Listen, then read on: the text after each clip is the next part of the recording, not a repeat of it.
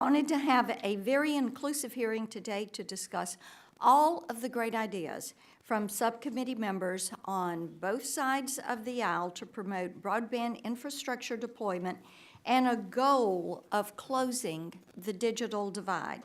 Whether you agree or disagree with any individual idea, it is so important that we get the conversation started, and we have got a lot to talk about, with 25 bills introduced in time to be a part of today's hearing.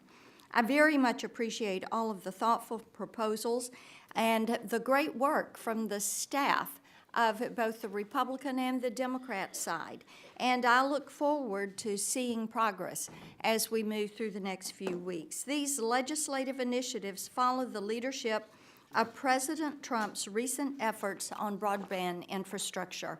The bills to be examined in this hearing are targeted at promoting innovation, cutting red tape, and advancing public safety. It's impossible in my allotted time to highlight each bill, but I do want to call attention to a couple of resolutions expressing the guiding principles on broadband infrastructure that should underpin our efforts. First, as noted by Vice Chairman Lance, any funds for broadband in an infrastructure package should go to unserved areas. Second, as noted by Congressman Latta, the federal government should not be picking winners and losers in the marketplace. Any federal support for broadband infrastructure should be competitively and technologically neutral. If we adhere to these principles, I'm confident we can avoid the pitfalls of waste, fraud, inefficiency that marred the previous administration's efforts on broadband infrastructure. Lastly, and perhaps most important, Congress should be mindful of the significant amounts of private capital spent to support broadband deployment. Since passage of the bipartisan 1996 Telecom Act, the private sector has invested roughly $1.6 trillion in their networks. This investment includes wireline, wireless, and other broadband technologies. However, this investment experienced a decline that coincided with the FCC's 2015 decision to reclassify the competitive broadband marketplace under Title II of the Communications Act, an outdated relic of the 1930s monopoly era. I want to reiterate our support for Chairman Pai, who corrected this ill-conceived policy and returned us to the light-touch regulatory approach that allowed the digital economy to flourish. This light-touch approach has been the bedrock of communications policy since the Clinton administration. As I previously stated, history makes clear that countries with the best communications have the highest economic growth. Continuing our nation's leadership is, and most important, must remain a bipartisan effort. And I'm pleased to note that our effort has broad support from a cross-section of the industry. At this time, I'd like to enter into the record several letters of support from American Cable Association, CTIA, NCTA, Competitive Carriers Association, Telecommunications Industry Association, U.S. Chamber of Commerce, Power and Communication Contractions Association, and the Wireless Infrastructure Association. I'm pleased to convene this hearing. I look forward to the testimony of our witnesses, and with that, I yield the remainder of my time to the Vice Chairman of the Subcommittee, Mr. Lance. Thank you very much. And first of all, the State of the Union is that the Chair is doing a terrific job at this subcommittee. Since 1996, the wireless and wireline industries have invested over $1.6 trillion in private capital investment. As we consider how best to promote broadband deployment and next-generation networks, it is important that we remember the success of private investment in the past and pursue federal policies to help and encourage an emphasis on private investment in the future. As our economy becomes more digitized, we must ensure broadband access to all areas of the country. It is important that we recognize that any federal funds for broadband deployment will be finite and are focused on unserved or underserved areas of the nation. I am pleased we are considering the Access Broadband Act, which I have introduced with Congressman Tonko on a bipartisan basis. I commend the chair and the members of the subcommittee on both sides of the aisle on the impressive package of broadband infrastructure bills we are considering today. I look forward to hearing the testimony from the panel. Madam Chair, I yield back. Gentleman yields back. Mr. Doyle, you're recognized 5 minutes. Thank you, Madam Chair, for holding this hearing, and thank you to the witnesses for appearing before us today. I want to start off by saying that I share Chairman Blackburn's and this committee's goal of ensuring that all Americans have access to broadband, and that we need to come together on a bipartisan basis to address the challenges that millions of Americans face today, from a lack of broadband access, a lack of sufficient speeds, and a lack of affordable options. While it's crucial that nobody gets left behind, I believe we cannot ignore the lack of competition, particularly among wireline providers, and the high cost of service that results in far too many foregoing service. That being said, I'm concerned about the approach we're taking here today. We are considering 25 bills at this hearing. I can't remember a time when this committee held a hearing on so many bills with a single panel of witnesses. We are simply not giving these bills the time and expertise required for the members of this committee to fully consider each of these bills and their ramifications. It would seem to me far more prudent to have held a series of hearings so that members would have an opportunity to discuss and understand the proposals before us. Rushing this process gives short shrift to many worthwhile ideas from members on both sides of the aisle and precludes these bills from undergoing a truly deliberative process. It's my hope that Chairman Blackburn and the committee staff for the majority can work with us to avoid this unnecessary problem for the future. It's my hope, Madam Chair, that as we move forward on broadband infrastructure legislation, we can do so on a collaborative and bipartisan basis. That being said, I am concerned that many of the majority's proposals do not actually address the primary issue of getting broadband to rural America, and that there is no business case for that private investment. If we are serious about solving this problem, and we believe that people living in rural areas should have access to reasonably comparable service, we need to appropriate the funds necessary for that build-out. With that, Madam Chair, I'd like to yield a minute to my good friend, Ms. Eshu from California, and then a minute and a half to my good friend, Mr. Welsh. I thank the ranking member. Here it is, the second decade of the 21st century, and too many Americans cannot fully participate in modern life because they do not have a robust broadband connection. It's either unavailable to them or it's unaffordable, and it's our responsibility to remedy this. That's why I've introduced several bills to clear the way for communities to take control. The Community Broadband Act and the Climb Once Act both ensure that communities are empowered to create their own municipal broadband networks and streamline pole attachments to improve efficiency and competition.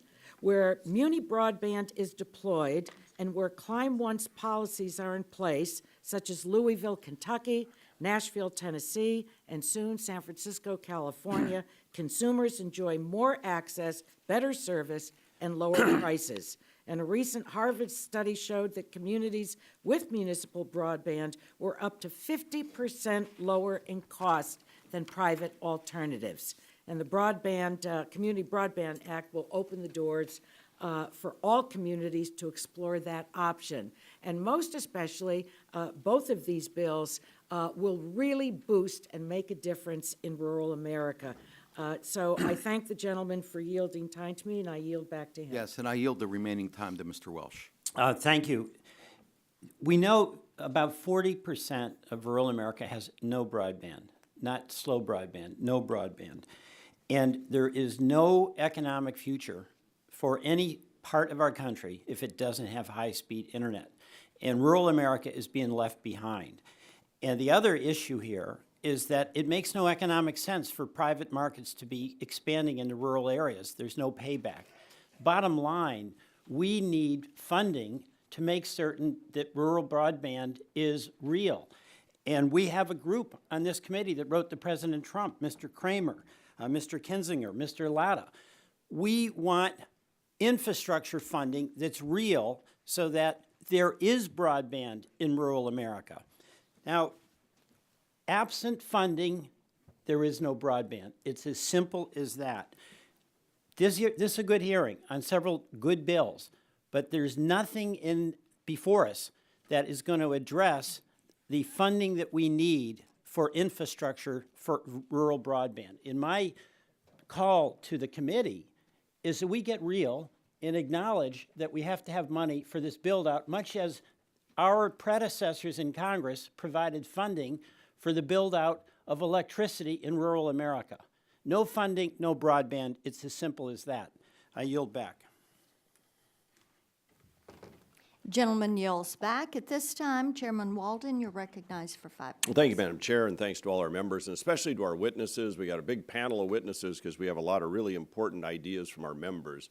We've got 25 bills, as you've heard, 8 of them from Democrats, the other 17 from Republicans. Obviously, this committee's used to dealing with big, important issues. Sometimes we've had bills that are maybe hundreds of pages long. These are, I think, important policy statements in some cases, streamlining processes in other cases. The whole concept here is to look at the broad range of ideas that members have brought to this committee for its consideration, and that's why at the subcommittee level we thought it was important to put as many of these bills as possible up for the public to see, because it's on our agenda and our website, but also for us to begin getting our heads around as we move forward in a legislative process. So I'm delighted to have the bills before us. I'm delighted you all before us. I remember when the last administration did the stimulus bill. It was a whopping $7 billion they pushed out the door before they produced the maps to tell us where unserved areas were in America. They only did that after the fact. So as you know, we're trying to get the other side of that coin and identify where are the really unserved and underserved areas. What kind of reporting mechanisms are poorly being conducted today to show us that? We want NTIA and other organizations to help us figure that out. So when the taxpayer or ratepayers' money is invested, it's not invested to overbuild, it's invested to reach out to the 29 million Americans, or 23 million Americans, 39% in rural areas that don't have access to high-speed broadband. As you know, that $7 billion, you have to remember in the market, they're spending close to $80 billion a year on broadband deployment, $1.6 trillion between 1996, I think it is, and 2006. But anyway, the big investment here is done on the private sector. There is public money that's spent. Our job is to make sure that public money is spent appropriately and helps close this digital divide. You know, you want to talk about rural, my district would stretch from the Atlantic to Ohio. It's 69,341 square miles. I've got places in my district where there's one person for every 9 miles of power line. We live this gap every day, and we're trying to close it. And there are multiple ways to close it, but one of the best ways is to make sure that we can expedite the closure of that through reform siting, targeting the financial resources of ratepayers and the government specifically to those areas that are underserved, and helping move this country forward to connectivity like we've never seen before. 2012, we worked in a bipartisan manner in this committee to free up spectrum. That is now being built out. We want to move forward with 5G development. Oh, by the way, we're not Venezuela. The government doesn't need to own, operate, control through a command structure that kind of a network.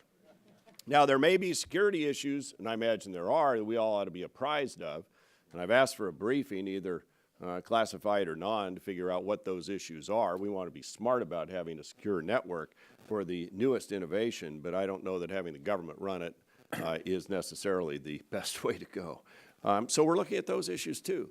This is an exciting time for America. We want to be in the lead. We don't want to wait. We could do a hearing every week for 25 weeks and then move forward, or we can do one hearing with 25 bills, figure out our ideas among ourselves, come together as a committee in a bipartisan way, deal with making America, again, clear in the forefront on development of connectivity, wired and wireless, and the newest innovation in technology, much like we're trying to do with autonomous vehicles. As I look at my friend and colleague from Ohio with the Self-Drive Act, we got a lot before us. Let's get it done. With that, Madam Chair, I yield back. Gentleman yields back. Is there any other member requesting his time? Not Madam seeing Chair? anyone, I will yield. I just Yeah. have a request. If the letter that was signed, sent to the president asking for funds can be submitted. Without for the record. objection. Thank you. Yeah. Mr. Pallone, at this time, I yield you 5 minutes. Thank you, Madam Chair. 1 year ago, President Trump promised us a $1 trillion infrastructure package that would bring Democrats and Republicans together. And for our part, in May of last year, committee Democrats introduced a comprehensive infrastructure package across all areas of this committee's jurisdiction. Yet here we are, hours from the State of the Union, without serious legislation from the President, and instead we have proposals from House Republicans, but mostly conflict with the plan that was just leaked out of the White House. In stark contrast, committee Democrats developed a legislative proposal to build the type of modern, resilient infrastructure Americans need and deserve.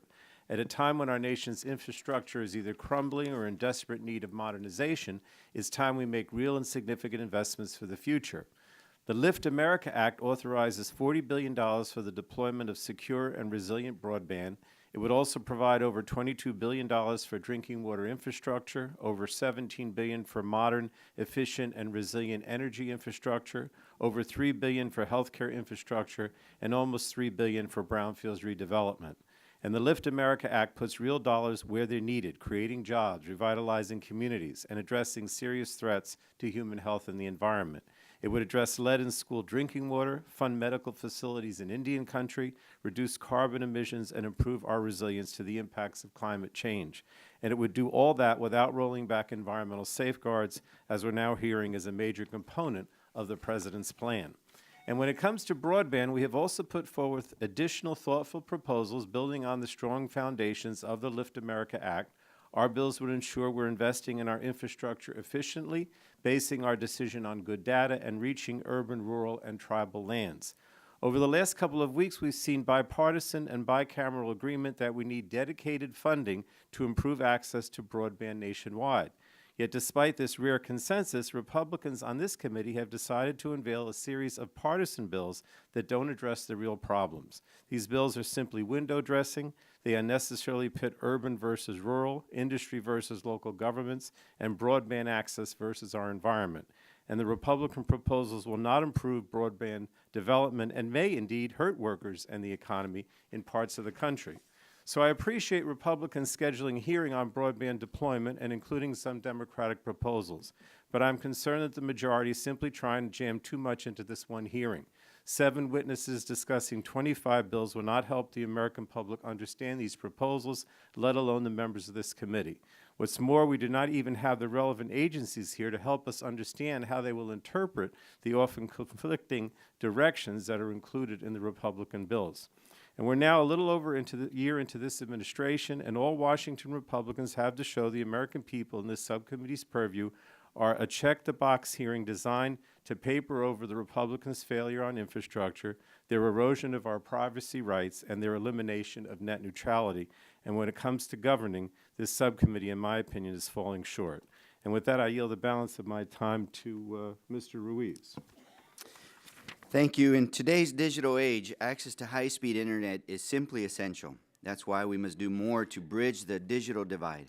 Today, the committee is finally beginning to advance the bipartisan common sense solutions that we were sent here to find. For example, the bipartisan Rural Wireless Access Act, introduced by Mr. Loebsack, would help the FCC provide targeted federal assistance to deploy wireless cell service in rural areas with the worst coverage. And my bill, H.R. 1581, the Tribal Digital Access Act, would help close the digital divide in Indian country by codifying and reinforcing the importance of the FCC Universal Service Fund programs that serve tribal communities. Tribal lands are the most underserved regions in our nation in terms of broadband access. We have a responsibility to honor our legal and moral obligations, and this common sense bill helps do just that. I urge the committee to move these bills as quickly as possible, along with other bipartisan solutions before us here today. And I yield back my time to Mr. Pallone. And I yield back, Madam Chair. The gentleman yields back, and this concludes our member opening statements. I would like to remind all the members that pursuant to the committee rules, you all have your statements that can be made a part of the record. And we want to thank our witnesses for being here today and for taking their time to testify before the subcommittee. Today's witnesses will have the opportunity to give opening statements, followed by a round of questions from the members. Our panel for today's hearing will include Mr. Jonathan Spalter, President and CEO of U.S. Telecom, Mr. Brad Gillen, Executive VP of CTIA, Mr. Matt Polka, President and CEO of the American Cable Association, Ms. Shirley Bloomfield, CEO of NTCA, the Rural Broadband Association, Mr. Scott Schlesinger, the Legislative Director of the Natural Resources Defense Council, Ms. Joanne Hovis, President of CTC Technology and Energy, and Ms. Ellen Swanson-Katz, the Connecticut Consumer Council. We appreciate each of you for being here today and for preparing for this committee, submitting your testimony. Today, we will begin with you, Mr. Spalter, for 5 minutes, and we will work right through the dais. You are recognized. Microphone. Turn on my microphone.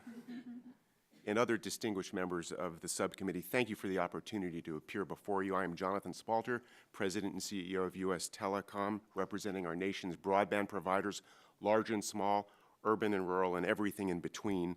All of our members are deeply committed to and on the front lines of the massive effort underway to connect all Americans to the opportunities and possibilities of broadband. So we greatly appreciate the subcommittee's leadership and the growing momentum we're seeing throughout Congress on both sides of the aisle to aid this effort. In a few short hours, we know the President will deliver his State of the Union address, and according to the pundits, topics that draw consensus will probably be few and far between.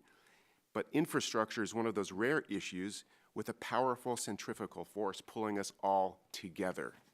From the administration's statements and actions to Senator Schumer's blueprint to the 25 bills now making their way through this committee, Washington has caught up to the connected times and not a moment too soon, acknowledging the pivotal role of information infrastructure, the ones and zeros of broadband networks, to our nation. Since the earliest days of our internet, as we sought to rise above the honk and screech of dial-up service, expanding and upgrading the nation's broadband networks has largely been a private sector endeavor.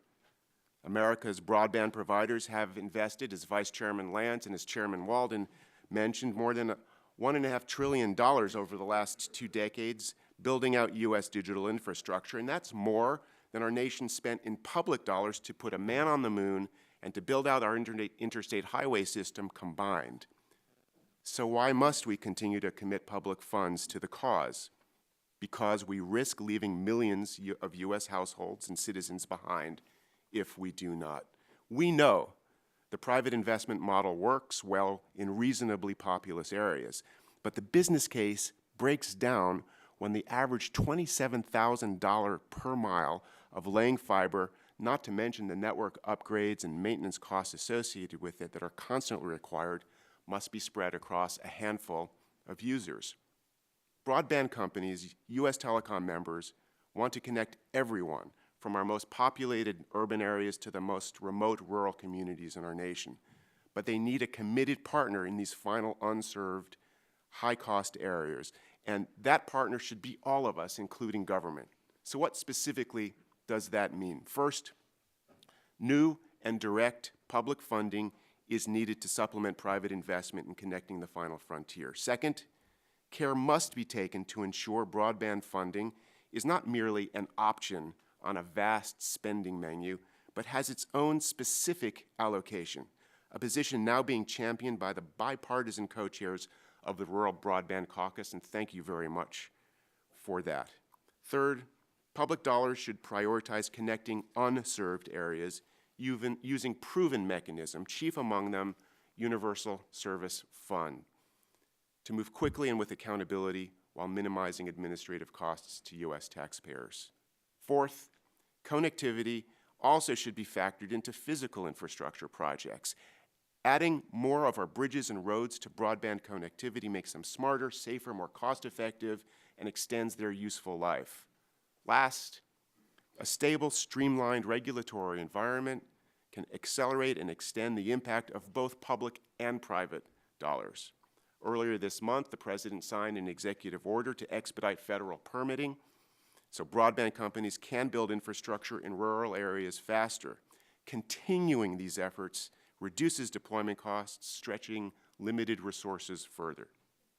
When it comes to broadband, this grand aspiration of a truly connected nation truly is within striking distance. Working together, we have the means and the opportunity to relegate this challenge to the history books. All that remains is a question of will. For that reason, I really greatly appreciate the subcommittee's interests today and your ongoing leadership. The nation's broadband providers stand ready to link arms with the nation's policy leaders and anyone else who wants to help step up to finish the job. Thank you very much. Gentleman yields back. Mr. Gillen, 5 minutes. Good morning. Thank you, Chairman Blackburn, Ranking Member Doyle, and the subcommittee for including wireless as part of this conversation. The sheer number of bills and proposals before us underscores the scope of the challenges we face together, as well as the opportunities we have working together to solve them. For us, we really see the infrastructure as the opportunity to create jobs, drive economic growth, and expand opportunities for all Americans through better broadband to more Americans. The subcommittee has really two core challenges before you. The first is the digital divide. From Vermont to Eastern Oregon, there are too many Americans today, despite billions invested and years of work, that do not have access to the wired and wireless broadband solutions that all of us rely on every day. We look forward to working with this committee to shrink and address that gap and drive both wired and wireless broadband deeper in America. Our second challenge is one of global competitiveness. We lead the world today in 4G wireless services. Just last month, the international standards body set the rules for the 5th generation of wireless, or 5G. And the race is now on. Other countries have seen what leadership has meant here, and they want to take that mantle from us. China and others are investing billions in accelerating their deployment schedules with over 100 active trials ongoing today. In the U.S., we like to win too. We're ready to invest as well. We have our own trials ongoing. We're investing in the technology we think we're going to need to win, and ultimately, we're ready to invest approximately $275 billion in private capital over the next 10 years to build out those networks.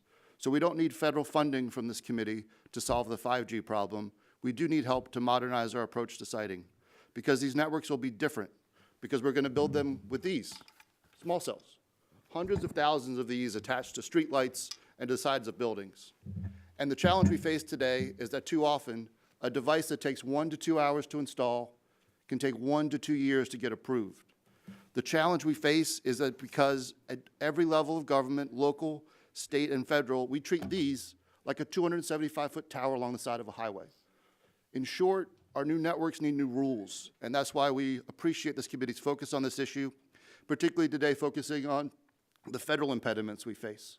Representative Shimkus is focusing on how do we modernize our federal regulation to expedite deployment of things like this and other new infrastructure. I think Congresswoman Brooks and Representative Matsui are how do we marshal federal assets to drive broadband deeper into rural America by better utilizing federal lands.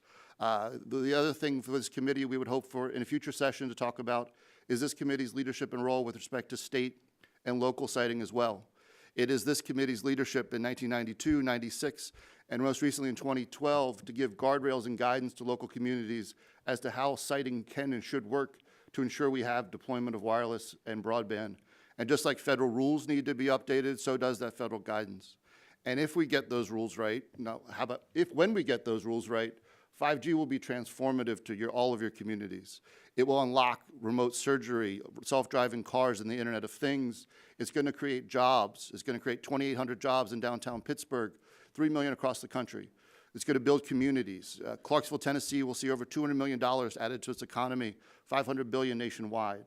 That's why we're excited about winning the 5G race. That's why we think it's so important. And we also need to make sure in doing that, we also make sure that all Americans have access to broadband at the same time. So we think with bold bipartisan leadership by this Congress, this committee, we can and need to do both. Thank you, Mr. Chairman. Thank you so much. At this time, Mr. Polka, 5 minutes. Thank you, Chairman. As you know, for the last year, ACA and its members have been discussing with members on both sides of the aisle the administration, and the FCC about how to effectively and efficiently close the digital divide. ACA appreciates and supports the subcommittee's commitment to bring broadband to all Americans. Over the past decade, because of many hundreds of billions of dollars of private investment by ACA members and others, and the FCC's reforms to its universal service programs, we are closing in on this goal. Today, more than 100 million homes have access to broadband speeds greater than 100 megabits per second, and only 5.3 million remain with speeds less than 10 megabits. Not only have ACA members been investing billions to upgrade and expand their networks, but also many, with their own money, have deployed to 840,000 homes that would otherwise be eligible for FCC support. We should recognize and build upon those successes. We know, however, there is much more to do, but for my travels visiting with ACA members across the country, I can tell you that ACA members are committed to serving the nation's most challenging corners. They believe we can close the digital divide, and they believe we can keep it shut by following 4 principles. First, encourage private investment. Second, remove barriers to deployment. Third, before spending federal funds, let's take account of successes. Fourth, provide broadband subsidies efficiently. Let me expand. First, let's encourage private investment. Fixed and mobile broadband providers today are spending $75 billion annually to upgrade and expand broadband networks. This will continue for the foreseeable future and should be encouraged by avoiding governmental action that would hinder these investments. For example, it would not be helpful if government funds were used to overbuild unsubsidized providers, or measures were adopted that were not competitively and technologically neutral, favoring one class of providers or an industry sector over others. Second, let's remove barriers to deployment. Building high-performance broadband networks is costly, and you will get the most bang, and note this, without spending a buck by lowering those costs. Here are some steps to take. Facilitate access to utility poles by removing impediments such as fixing the make-ready process. Apply the federal pole attachment law to electric cooperatives. And require cost-based, non-discriminatory rights-of-ways fees and prohibit charging such fees on a per-service basis. Third, don't neglect successes before determining where to spend federal money and how much is needed. ACA calculates that by removing barriers, the cost of network deployment will be reduced such that 1.2 million homes would become served with fiber infrastructure through private investment alone. Moreover, we believe that the new tax law will enable more than 400,000 unserved homes being served. Finally, the Connect America programs will reduce the number of homes receiving less than 10 megabits to 2 million by 2020. Fourth, let's provide broadband subsidies efficiently. Through its Connect America programs, the FCC has given us an effective roadmap for awarding government support more efficiently by targeting support only to unserved areas and awarding support using a reverse auction. With any new money, let's employ these 2 principles and also limit the amount of federal support to account for state subsidies unless any additional broadband performance is required. The 4 principles that I set forth will maximize consumer welfare, increase economic growth, make communities throughout the country thrive, and it will enable you to bridge the digital divide sooner and with more sustainable results. ACA and its members stand ready to assist you in every way. Thank you. Ms. Bloomfield, you're recognized for 5 minutes. Thank you. Chairman Blackburn, Ranking Member Doyle, members of this committee. I can't tell you how excited we are that you're actually talking about this incredibly important topic of broadband and how we ensure all Americans actually have access. I'm Shirley Bloomfield. I'm CEO of NTCA, the Rural Broadband Association, and we represent approximately 850 small businesses who are providing broadband across this country in 46 states. For decades, these small community-based telecommunication providers like my membership have really led the charge in terms of connecting rural Americans with the rest of the world by deploying advanced networks that respond to the need and the demand for cutting-edge innovative technology. These companies serve areas where the average density is about 7 customers per square mile, and we actually have a rough density issue. Chairman Walden had referenced that, but that is essentially the entire average population density of the state of Montana. To emphasize the work that these hometown providers have done, a recent survey found that 87% of NTCA members customers can actually purchase broadband at 10 megabits or higher, and 67% can access speeds above 25 megs. But the job is simply far from done. With the statistics I noted, they're good news, but unfortunately they also still tell the story of a lot of rural consumers that need access, and the story is still bleaker for those who are not served by NTCA member companies. Finally, it is not as if the job is done once the network is actually built. There is a lot of ongoing work to ensure that quality service is still available in very rural areas. So the question remains, how do we overcome these challenges of deploying and sustaining rural broadband? In the first instance, you actually need a business case to even consider deploying rural broadband. Questions relating to permitting and regulation are very important, of course, but if you can't afford to build or sustain a network, these questions never even come into play. The economics of broadband are very difficult, if not impossible, in many rural markets. The rates that rural consumers actually pay is rarely sufficient to cover the actual cost of operating in these rural areas, much less the large capital expenditures required to deploy the broadband. I wish I had an easier answer for you, but frankly, the infrastructure is expensive, and you simply have fewer consumers spread across to actually cover the cost. And that is why the ongoing support of the High-Cost Universal Service Fund program, overseen by the FCC, is so critical in making a business case for rural broadband. A bipartisan letter last year, led by many on this subcommittee, was signed by 101 members of Congress in the House, encouraging the FCC to ensure sufficient resources are available to enable the USF mechanisms to work as they are designed. This incredible show of support by Congress was greatly appreciated by NTCA and our members and reaffirms the fact that the USF high-cost program is the foundation for rural broadband in America. If this foundation is strong, we can then focus on the next most significant challenge, and that is the barriers to deployment itself. And this is where the questions in the legislation presented in today's hearing become so very important, especially with the potential infrastructure package hopefully on the horizon. And Chairman Blackburn, I had the privilege of being with you in Tennessee when the President signed the memorandum and executive order on broadband. It's encouraging that the members of this committee are considering measures that are aimed at some of the very unique challenges presented by rural broadband.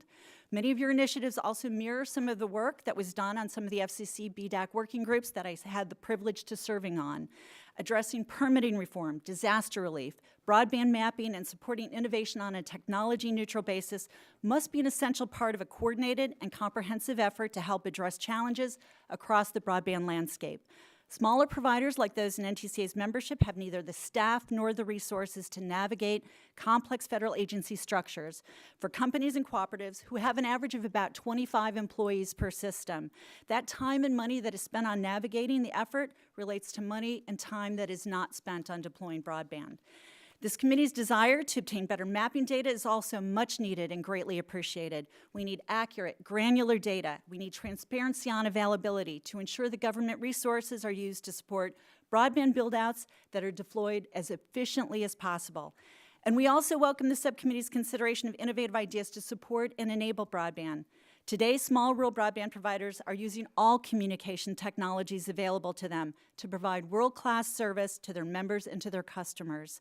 Just as we transition from telephone to broadband-focused companies, we need flexibility and access to additional support and resources to deploy new technologies and address the remaining challenges.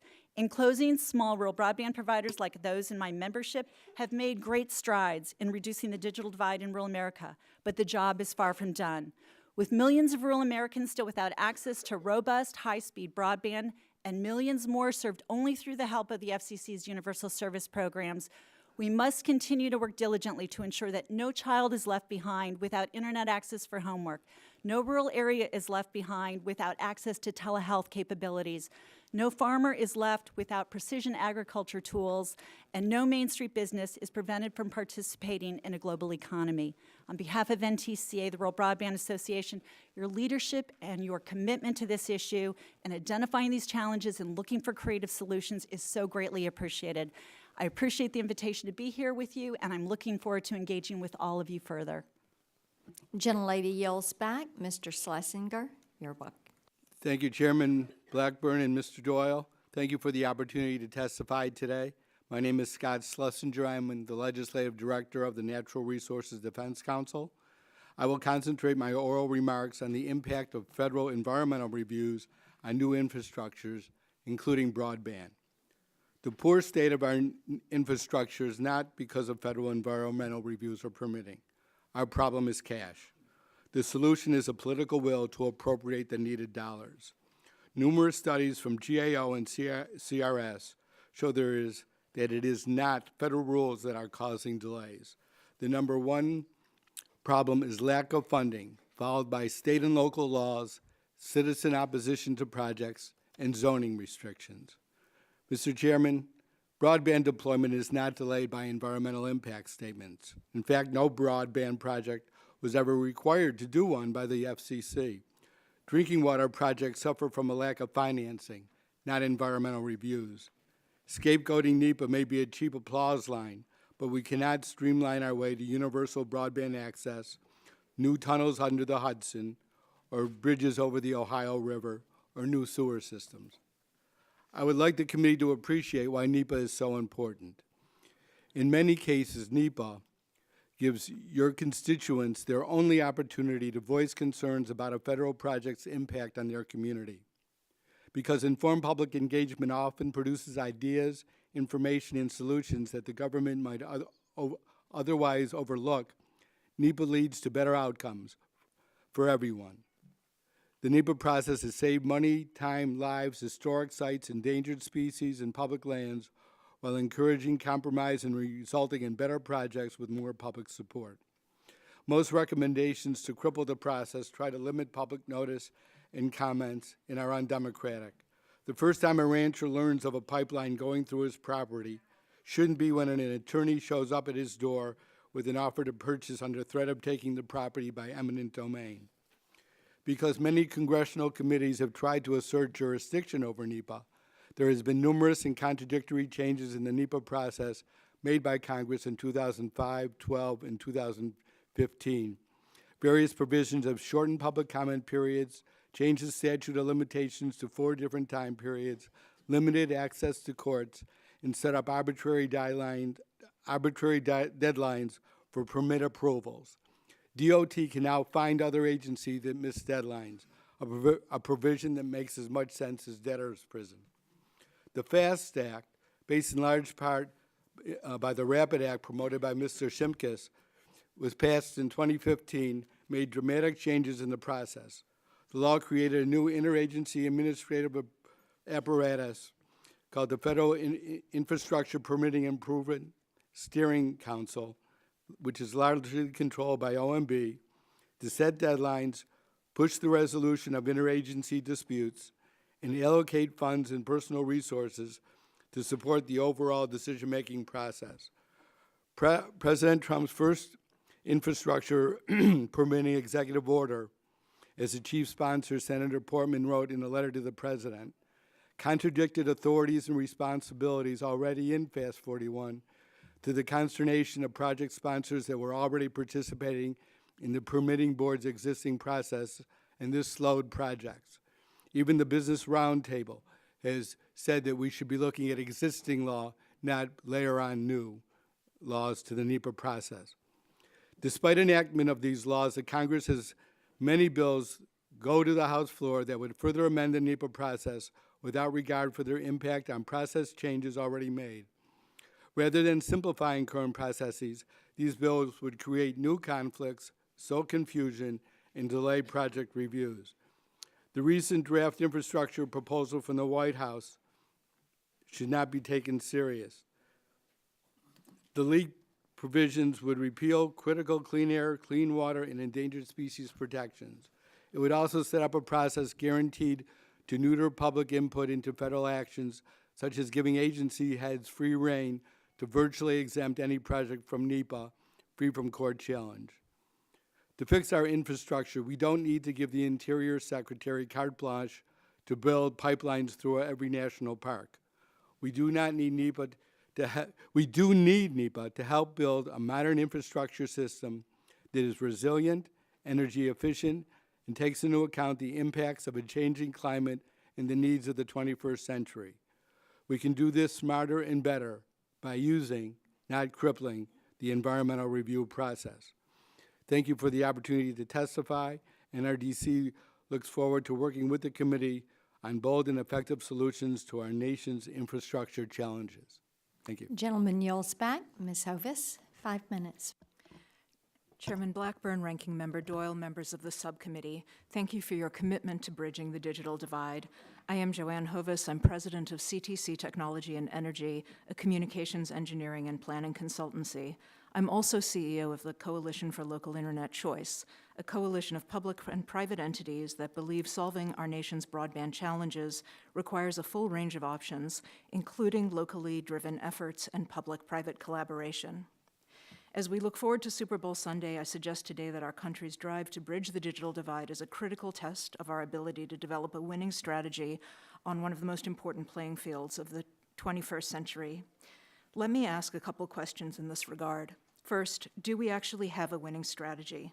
Much of the current discussion here in Washington seems premised on the idea that a winning broadband strategy will smash so-called barriers such as environmental processes, local process, and costs of access to public facilities. In my experience, the premise is wrong. As multiple members of this panel have said, the fundamental reason we do not see comprehensive broadband deployment throughout the United States is that areas with high infrastructure costs per user, particularly rural areas, fail to attract private capital. To solve this, all levels of government can take steps to improve the economics of broadband deployment in areas where investment has been insufficient. These include not only rural communities, but also underserved urban areas such as small business locations in cities and suburbs, and low-income areas where adoption is low and incumbency no return that justifies network upgrades. Particular attention and support must be directed to those areas. Without such efforts, private dollars will continue to flow primarily to the most profitable areas. A focused game plan would involve these plays. First, support public-private partnerships that ease the economic challenges of constructing rural, urban, and tribal infrastructure.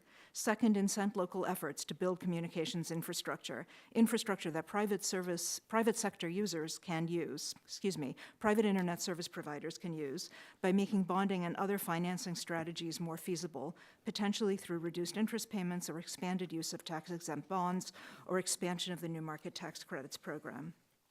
Empower local governments to pursue broadband solutions of all types, including use of public assets to attract and shape private investment patterns so as to leverage taxpayer-funded property and to create competitive dynamics that attract incumbent investment. Require all entities that benefit from public subsidy, including access to public assets, to make enforceable commitments to build in areas that are historically unserved or underserved. And maximize the benefits of competition by requiring that all federal subsidy programs are offered on a competitive and neutral basis for bid by any qualified entity. The current strategy doesn't squarely face the challenge. Many current efforts at the FCC and in this body are focused on reducing the private sector's cost of doing business, such as by blanket removal of local process and by forcing local communities to subsidize carrier access to public property. All of this simply makes more profitable the already profitable areas of the country, rather than changing the economics of broadband deployment in areas where there is no return on investment. And if these strategies are premised on the idea that removing so-called barriers will lead to rural deployment of 5G, it's critical to know that no credible engineer, market analyst, or investor is claiming that 5G deployment is planned or technically appropriate for rural areas. This is because 5G is a wireless technology for very fast communications over very short distances and is thus not well suited to low-density areas.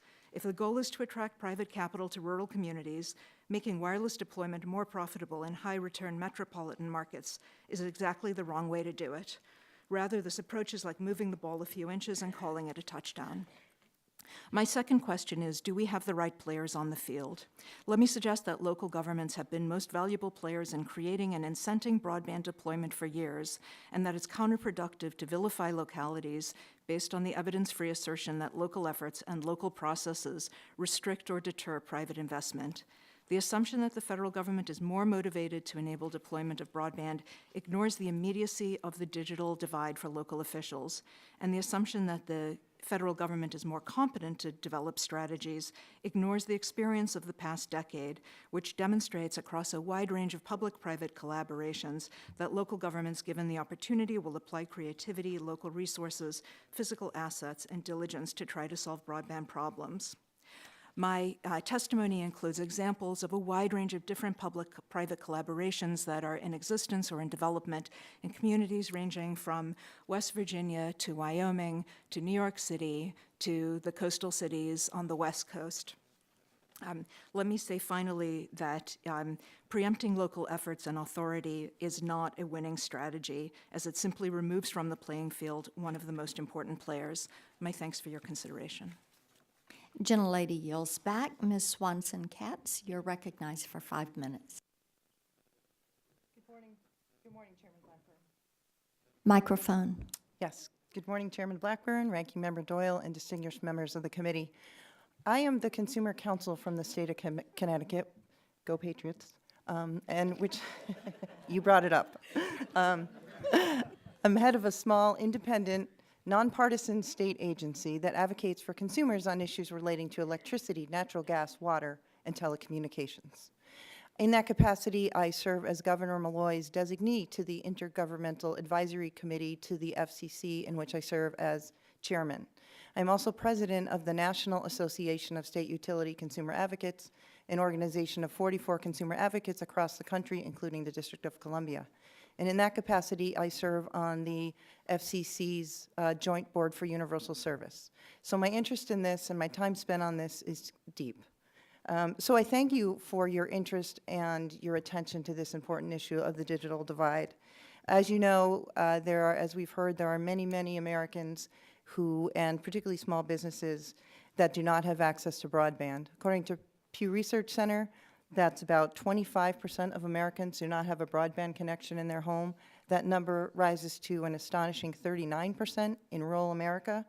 And there's approximately 5 million homes with school-age children, which are equal over 17% of those homes with school-age children do not have a broadband connection. And it's particularly egregious in low-income households.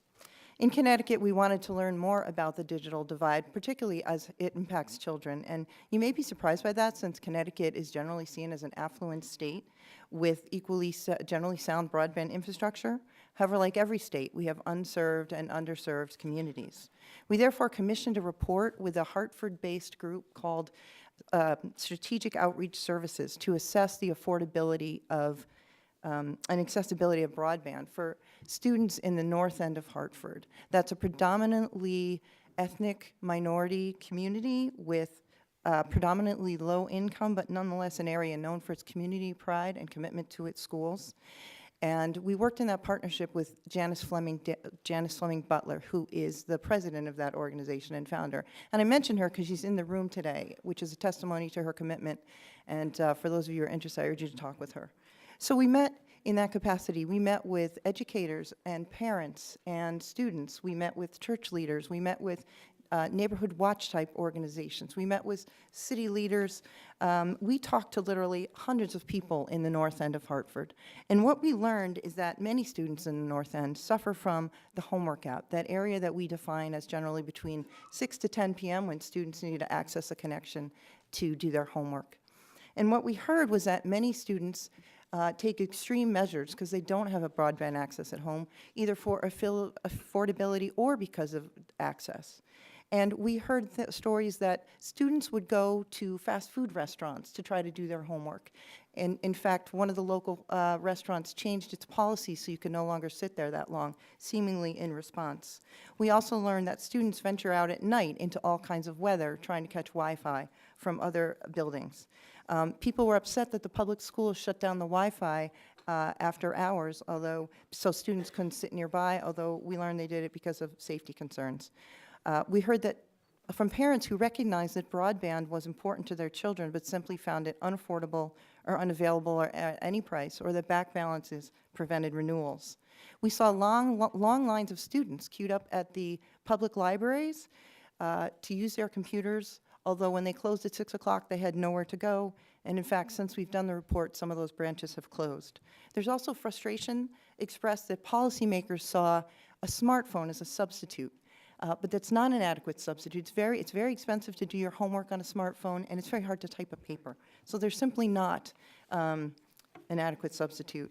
So what troubled me as a consumer advocate, as a former teacher, as a parent, and as a human being is that if it's happening in Connecticut, it's happening everywhere. And no child should have to sit in Dunkin' Donuts or McDonald's to do their homework, or sit outside in the dark trying to finish a project. And the implications for our education system and the quality of education that we deliver to children in low-income urban communities and rural communities is profound.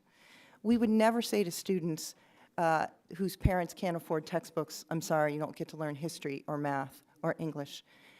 Or if you don't live near a library, I'm sorry, you don't have access. But that's in effect what we're saying to these children, to the entire generations, by failing to address the homework gap in so many areas. So my ask for you today is that you consider the urban communities as well as the rural communities. We're working with both in Connecticut. And it's not just this question of adoption. It's not just simply that they can't afford it. It's also a question of quality. And that makes a difference as well. So thank you very much. Gentlelady yells back. And Ms. Swanson-Katz, would you please recognize your guest again? Yes, Ms. Janice Fleming-Butler. Janice, would you please stand? Thank you for your good work.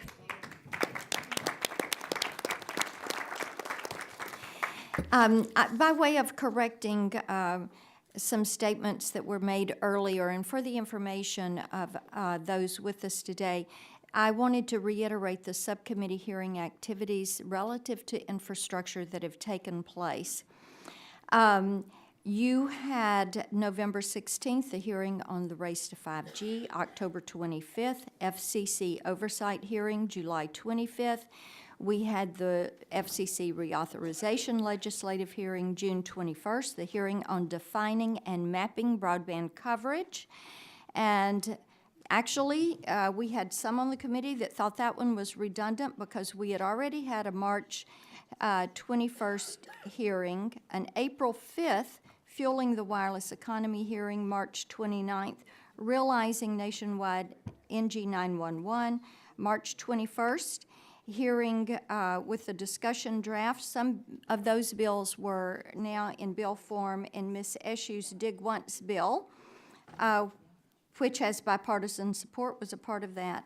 And then February 2, reauthorization of the NTIA. So it's time for us to stop talking and get bills in front of us and pass them and get to work. And I am going to yield first to Chairman Walden for questions. I thank the gentlelady for her leadership on these issues, but also for yielding, as I have another commitment I have to go to. And I just want to ask a couple of questions. And first of all, thank you all for your testimony and your shared commitment with us to get broadband out to all Americans, students, seniors, everybody in between. Mr. Fletcher, in your testimony, I was intrigued on page 3. You said broadband deployment is not delayed by environmental impact statements. In fact, no broadband project was ever required to do one by the Federal Communications Commission.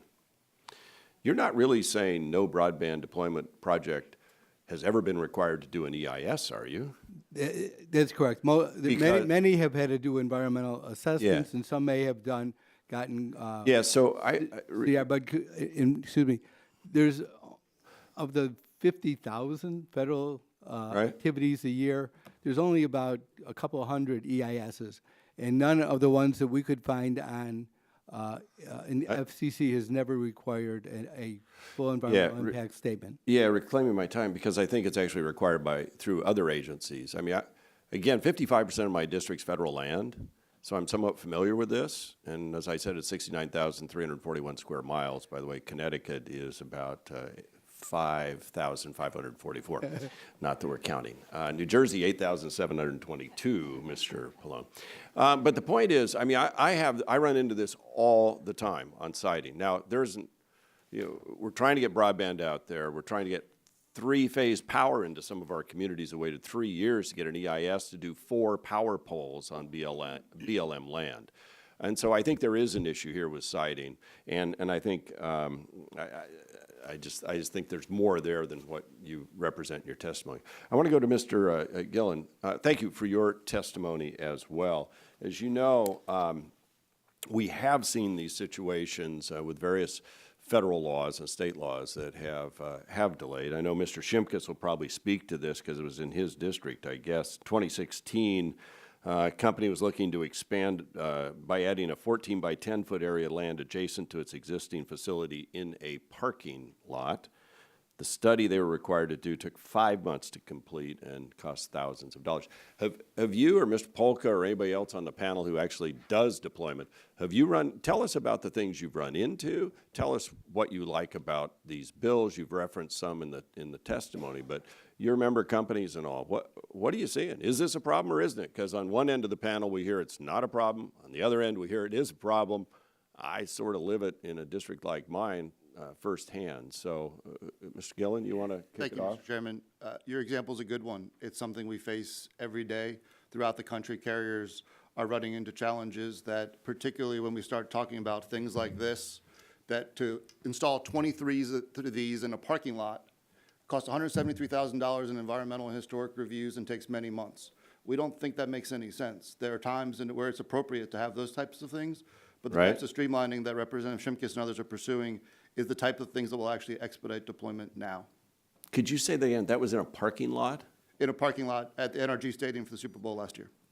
And it cost how much? $173,000 to site 23 of these. Wow. Mr. Polka, do your folks ever run into any siting problems that we could address? Absolutely, Mr. Chairman. I have visited with members all across the country. Our members literally build into their budgets time and money because of how long it takes for attachments to poles to produce broadband to be approved and permitted and to move forward. Thousands and thousands of dollars where application fees are made for make-ready, then additional engineering studies are made, further requests for engineering studies, duplicating the process. The fact that a member company has to build in at least 6 months of time, at least, before they can move forward on a broadband deployment is actually causing broadband deployment not to be deployed in these most important areas. Mm-hmm. Ms. Bloomfield? I would love to jump in on that as well. Just to cite a couple of examples, I have a company up in South Dakota that had a year-long delay because of needing to get some U.S. Forest Service permitting through. You're in South Dakota, your build time is very short, as Congressman Kramer knows. You've got, periods of time where you miss that opportunity. Right. In Wyoming, we've had a state BLM office that actually wound up treating the broadband build like it was a pipeline. So they actually had to get bonding to go ahead and do the construction when it was really just a broadband conduit. So absolutely there are instances, and to my fellow panelists' point, time and money that is needed to be built into the process. And I know my time's about expired. I would argue I'm probably one of the few, if only, chairs of this committee that's ever actually been through a tower siting process, antenna siting process. I was in the radio business for 20-plus years. And while I never climbed a tower, I was involved in a lot of that. So I share your pain. And I don't think any of your companies want to do environmental damage. I think it's a complete false argument that somehow we're going to run roughshod over the environment. I reject that. That's not the point. The point is that we can streamline the discussion process, the siting process within the federal government. That's an analog process in a digital environment. With that, Madam Chair, I yield back. Gentleman yields back. Mr. Doyle, 5 minutes. Thank you, Madam Chair. I want to start by recognizing a great Pittsburgher on the panel and great CEO of the American Cable Association, Matt Polka. Matt, welcome. I think Matt will agree with me. Most of us from Pittsburgh rarely root for the Philadelphia Eagles, but when they're playing the New England Patriots, we're all Eagles fans. I hope they win. And don't forget the Steagles, too, back in the World War II. That's right. Exactly. So, Mr. Gillen, I want to make sure I just understood You were holding that box up and said you don't need any money from the federal government, just make it easier to streamline, deployment of that. And you're not suggesting that your member companies would take care of the deployment in unserved areas in all of rural America? Or are you talking, are those little white boxes going to solve our problem in rural America if we just streamline the process? We think there are two separate and important problems. This helps us drive 5G. It certainly will be in dense areas in center towns, but no, it won't solve the problem for unserved. Okay, I just wanted to clarify that this is not a solution to rural broadband. And secondly, are some of the impediments to deployment state and local issues, or are they all federal issues? Absolutely, it is a mix of both. It's a mix of both. Okay, thank you. I want to ask Ms. Hovis, in areas that are unserved or underserved, we've seen municipalities either through public-private partnerships or even on their own provide broadband to their communities. And in some cases, when a municipality offers broadband as an alternative to an incumbent that may be there, we've seen the incumbent actually lower prices. It's been better for consumers. But we're also seeing a number of states are passing laws to prevent municipalities from providing broadband or engaging in a public-private partnership. What effect do you think these state laws are having on broadband deployment? I think it's detrimental to deployment because, as I said earlier, it takes important players off the field, but it also stops a competitive dynamic from emerging. The cities and towns and communities where we have the most robust broadband and the most robust competition are places where some kind of competition has come into that market and incumbents have reacted to that competition and invest as a result. I will say also that for smaller and rural communities that are unserved and underserved, sometimes the only entity that's willing to step up and invest is a community, either by itself or through a public-private partnership. And I hate to think that we here in Washington would try to interfere with local collaborations and processes when we are seeing, frankly, 1,000 collaborative processes bloom around the country. Thank you. Let me ask everyone on the panel, and this is just a yes or no question. Does anyone here on the panel believe that we can successfully deploy unserved areas in rural America or underserved areas without some sort of federal investment, that it can just be done through streamlining regulation and making deployment easy, which I think is important too, and we should be doing that. But is there anyone here that thinks that we don't need to appropriate any money to solve this problem? Just yes or no? No, we need direct funding via a universal service funding mechanism. Thank you. Mr. Agreed. Funding would be helpful on a technology-neutral basis. The business So case you agree that we need funding, though? I understand your technology. Yes, absolutely. Sure. support is needed to make the business case model in rural America. Thank you. Yes, definitely needed. Thank you. I agree. Yes, I agree. Okay, and lastly, Mr. Gillen, we saw this memo that leaked out of the White House, the 5G memo, that focused in detail on our network cyber vulnerabilities, particularly when it comes to foreign actors, and the proposal of nationalizing our wireless telecommunications infrastructure. I think many of us here on the committee on both sides of the aisle seems uninformed. I'm concerned that the White House and the President have not fully addressed and rejected this very troubling proposal. We heard some of that today. That being said, the security of our nation's broadband issue is critical, and at the beginning of his tenure, FCC Chairman Pai rolled back a number of commission items related to cybersecurity, including a notice of inquiry specifically questioning how the FCC could best secure 5G networks. I'm concerned that rolling back these measures is part of what has caused so much concern amongst members of the National Security Council. Mr. Gillen, I just want to ask you, do you think it's wise for the FCC to roll back cybersecurity initiatives such as this 5G notice of inquiry? I mean, if the relevant federal agency cannot merely ask questions about how best to secure 5G networks, how can we hope to address this problem? Thank you, Congressman. It's a great question. Cybersecurity is critical to everything we do. If you don't have a safe and secure network, we're not serving the American people and we're not doing our jobs. With respect to the specific question you asked, we think the cybersecurity is best handled through a partnership with the Department of Homeland Security. They're the experts in those we work closely with.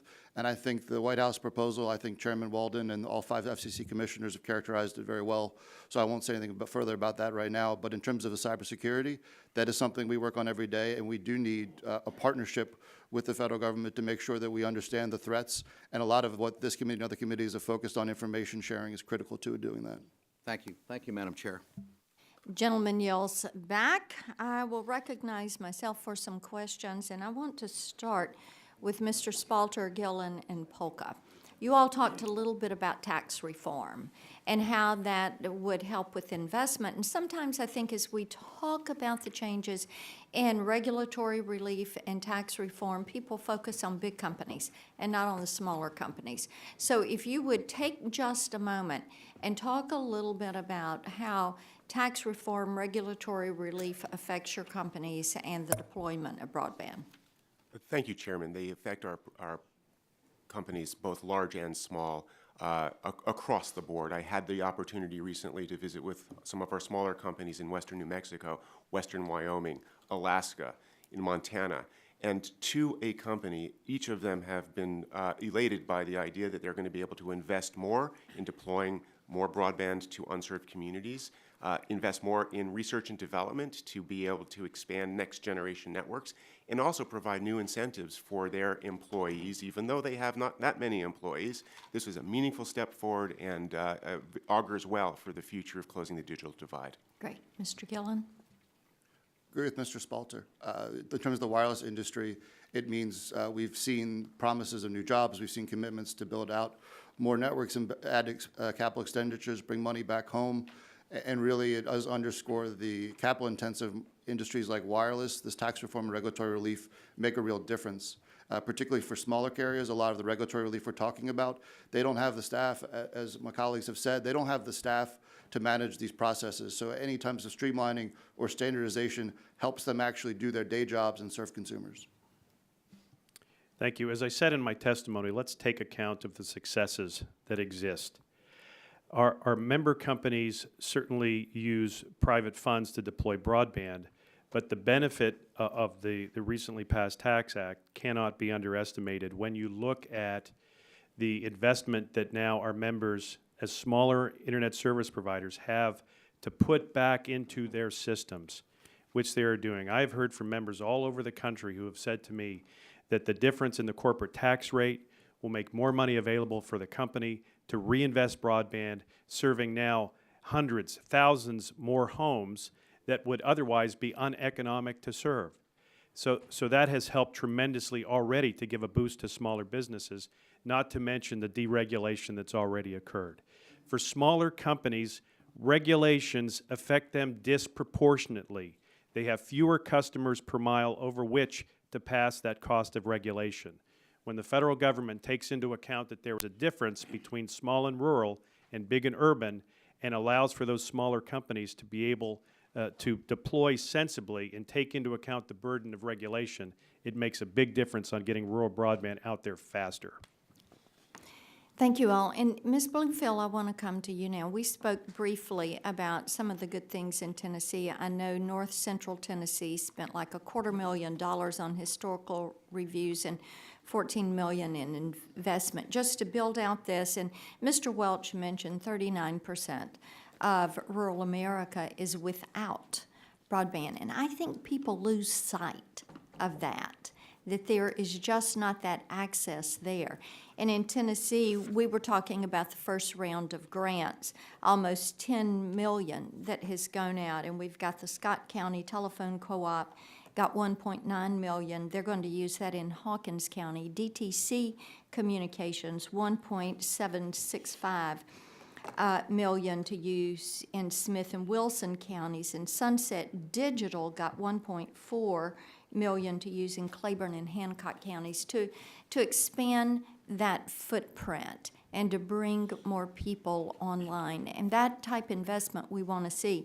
At the federal level, of course, we've got $4.53 billion that is there in the USF that is going to be over 10 years to expand this service, and $2 billion for rural broadband deployment that should come from the competitive reverse auction. So I want you to talk just a little bit on specifics of how this serves to get more people online. So, Chairman, I think you raise a really important concept, and that is coordination. How can we ensure that what's going on at the federal level coordinates with what can happen on the state level?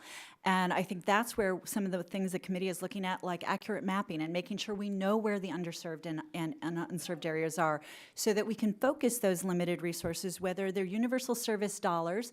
And we are pleased that the FCC is currently circulating an order that looks to restore some of the funding that had been subject to the budget mechanism, which will go a long way in terms of giving folks regulatory certainty. How do they know that they've got the resources to actually deploy?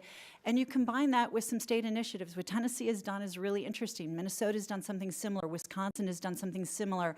How do you actually take all of these different pieces so that we can thoughtfully as a country build out to those consumers that actually have not had the opportunity to have access? CAF 2 is going to be really important. We look at those areas when that auction comes up as an opportunity for my companies to potentially edge out into communities that are unserved, that are neighboring their areas, where they may have an opportunity to bring robust broadband like they have to their own incumbent areas out to those who are waiting for service. So we are hopeful that those rules will be helpful.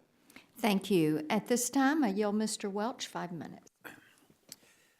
Thank you very much. I want to talk about two things. One is a bipartisan bill that I have with Mr. McKinley, and then second is this question of the rural broadband build-out. And by the way, thank you all for what I thought was very, very good testimony. Mr. McKinley and I have a bill that would require the FCC to define on an ongoing basis what is reasonably comparable service and reasonably comparable prices in rural and urban America. And we've seen, from my perspective, an alarming approach by the current FCC chair that is essentially dumbing down, as I see it, what success is in rural America. Ms. Bloomfield, could you just respond to your view about the value of having the FCC on an ongoing basis give a concrete and scientific answer to the question of reasonably comparable in rural versus urban areas? Would that be helpful? So I think that is, as I mentioned in the statistics that we have in terms of the number of my carriers and what the capacity is, I think we do have to figure out how you ensure that particular consumers' demands increase. I mean, the bandwidth demands that people are looking for grows exponentially. So how do we make sure that you're not creating two different services between rural and urban America? And how do you make sure there's comparability there?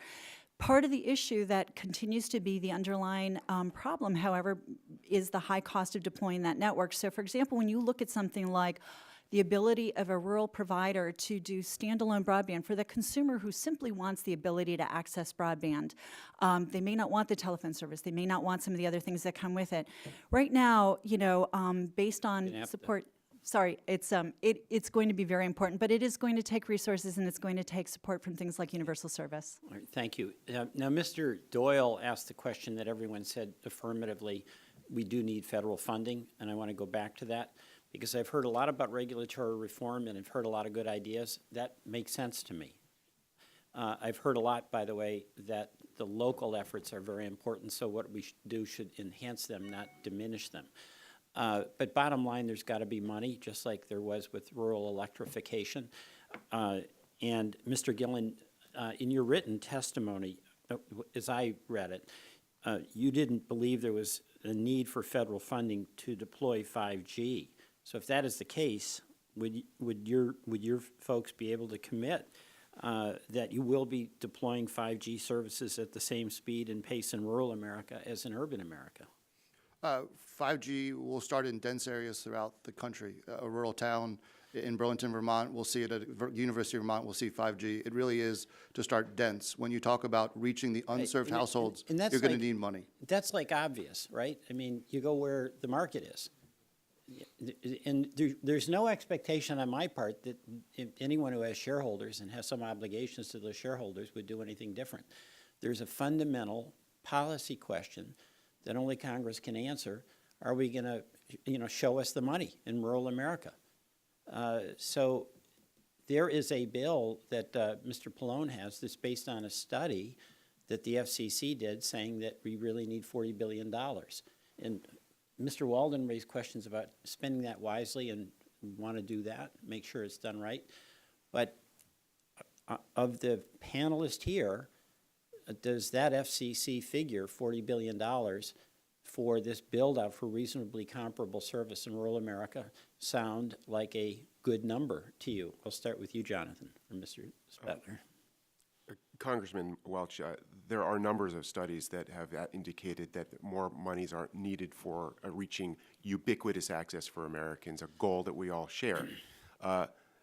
Not necessarily agreeing with one or another set of numbers, what we all agree to is that we do need direct funding where there is no business case to deploy high-speed broadband, especially in unserved areas. And using Universal Service Fund as the platform for doing so, we know is most efficient and most administratively logical. And even assuming we do the things that have been recommended with regulatory reform and local partnerships, the number that we are going to have to spend is in the billions of dollars. Does anyone disagree with that? No.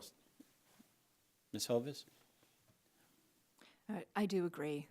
Unfortunately, it's far more costly to build in rural areas on a per-user basis. It gets more and more costly with lower density, and not just for capital costs, but also for operating costs, and that is the fundamental challenge that we face. But directing the funding there and making sure that the funding is well-suited to the needs there, and the needs are the same in rural America as in urban and suburban America. We all need high speed. We need scalable networks that are capable of growing over time. We don't need second-rate services in rural America. My time is up. I want to thank the panel. Gentleman yells back. Mr. Latta. No, Mr. Lance. You're recognized. 5 minutes. Thank you very much, Chairman. Mr. Splater, in your testimony, you mentioned that finite federal resources should be targeted to ensure that funding to unserved areas, that funding is prioritized, and I couldn't agree more with that. And I've introduced a resolution stating as much. Could you please expand on the importance of prioritizing federal funds to unserved areas of the country, and are we able to learn from past mistakes related to this issue when we are deciding how best to spend federal resources? As stewards, thank you very much for the question, Vice Chairman Lance. As stewards of federal dollars, broadband providers and Congress, all of the American Republic have to be very, very cautious about how we use those dollars, and we have to make sure that they're being used efficiently and to targeted purposes, and we are all focused on doing so in ways that will achieve those goals. With respect to reaching unserved areas where there is no access to broadband, those high-cost areas require a partner in government, directed funds using Universal Service Fund methodologies is, we believe, the appropriate way to go. And there is no doubt that in order to fulfill the obligation that we have of closing the digital divide, thinking very carefully, as we are doing here today, and I hope we're going to continue to do, how we actually can expand that Universal Service Fund budget to meet this great goal of closing the digital divide is, I think, a great priority for all of us. And Mr. Spalter, do you believe that this will require statutory change, or can this be done administratively, or will it be a combination of both? I believe it can be a combination of both. It will be left to Congress to decide its commitment to, in fact, fulfilling this great goal we have of closing the digital divide. To do so, we understand, is going to cost tens of billions of dollars. Universal Service Funds and the Universal Service Fund platform and the direct funding model has been proven to be most efficient in doing so. And we think both administratively and through statute there are going to be mechanisms of actually achieving this goal, and we're looking forward to working with you in doing so. Thank you. Would other members of the panel like to comment?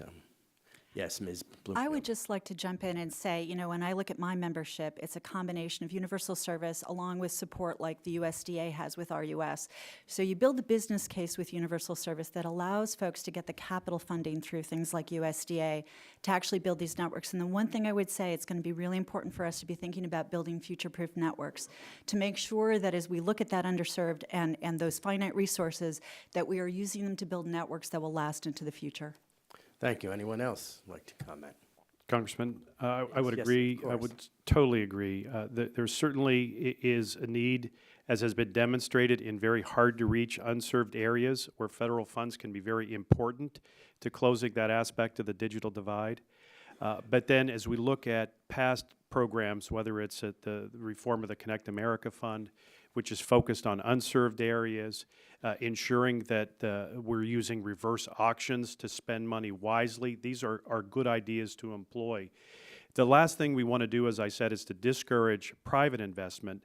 And one way you would do that, and you recognize this because of your resolution, is by permitting any situation where an unsubsidized internet service provider would have to face subsidized competition. That is a disincentive to further investment and deployment of broadband. So otherwise, I think you're right on target as it relates to focusing on areas where broadband is unserved. Let's make sure that we're not overbuilding the unsubsidized providers. So we have to be careful regarding subsidies and those not subsidized. Correct. Yes. Anyone else on the panel care to comment?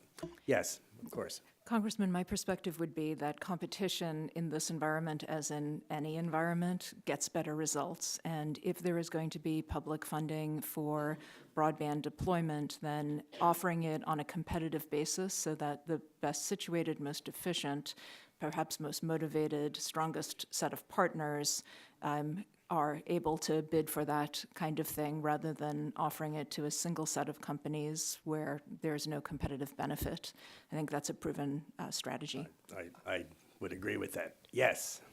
Connecticut, near New Jersey, although we have to be careful as to whom we root for in New Jersey.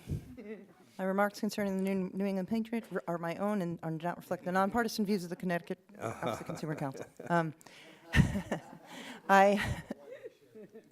I would just like to add that I think when you're talking about effective deployment of dollars, federal, state, at any level, we have to recognize the role, the very legitimate, important role of state and local governments in maximizing those dollars. And I would just encourage you to think about including them in this and not excluding them. And as an example, in the northwest corner of Connecticut, we have 26 municipalities, all nonpartisan, have banded together and are looking at models for how they can get networks deployed into their neighborhoods. And it's much more efficient to have 26 small towns working together and trying to do things like streamlining permitting and finding siting for these companies than and working with the private sector as their model.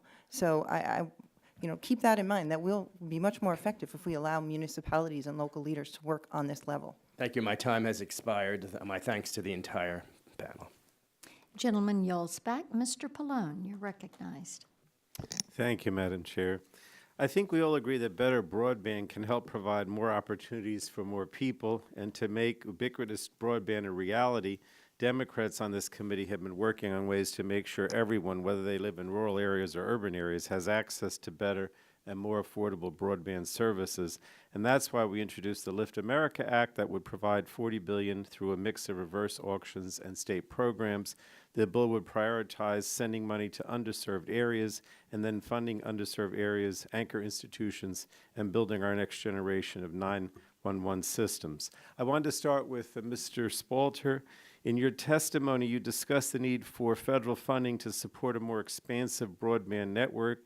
Can you just elaborate on why this is necessary? There is a demonstrable need in America today because of the challenging business case of delivering broadband to our unserved areas, our hardest to reach areas, for a direct funding model.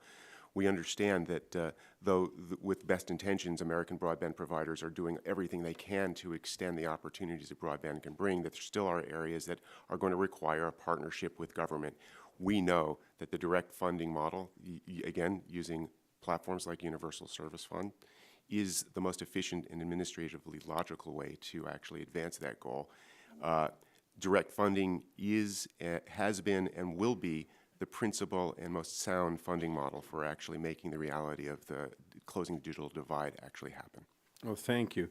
Over the past year, Republicans have eliminated our privacy rights online and destroyed net neutrality, and now they want to eviscerate our environmental and historic preservation laws, and they've done all of this in the name of broadband deployment. So I wanted to ask Ms. Havas, have you seen any evidence that elimination of these protections will bring broadband to the millions of Americans who are not yet served?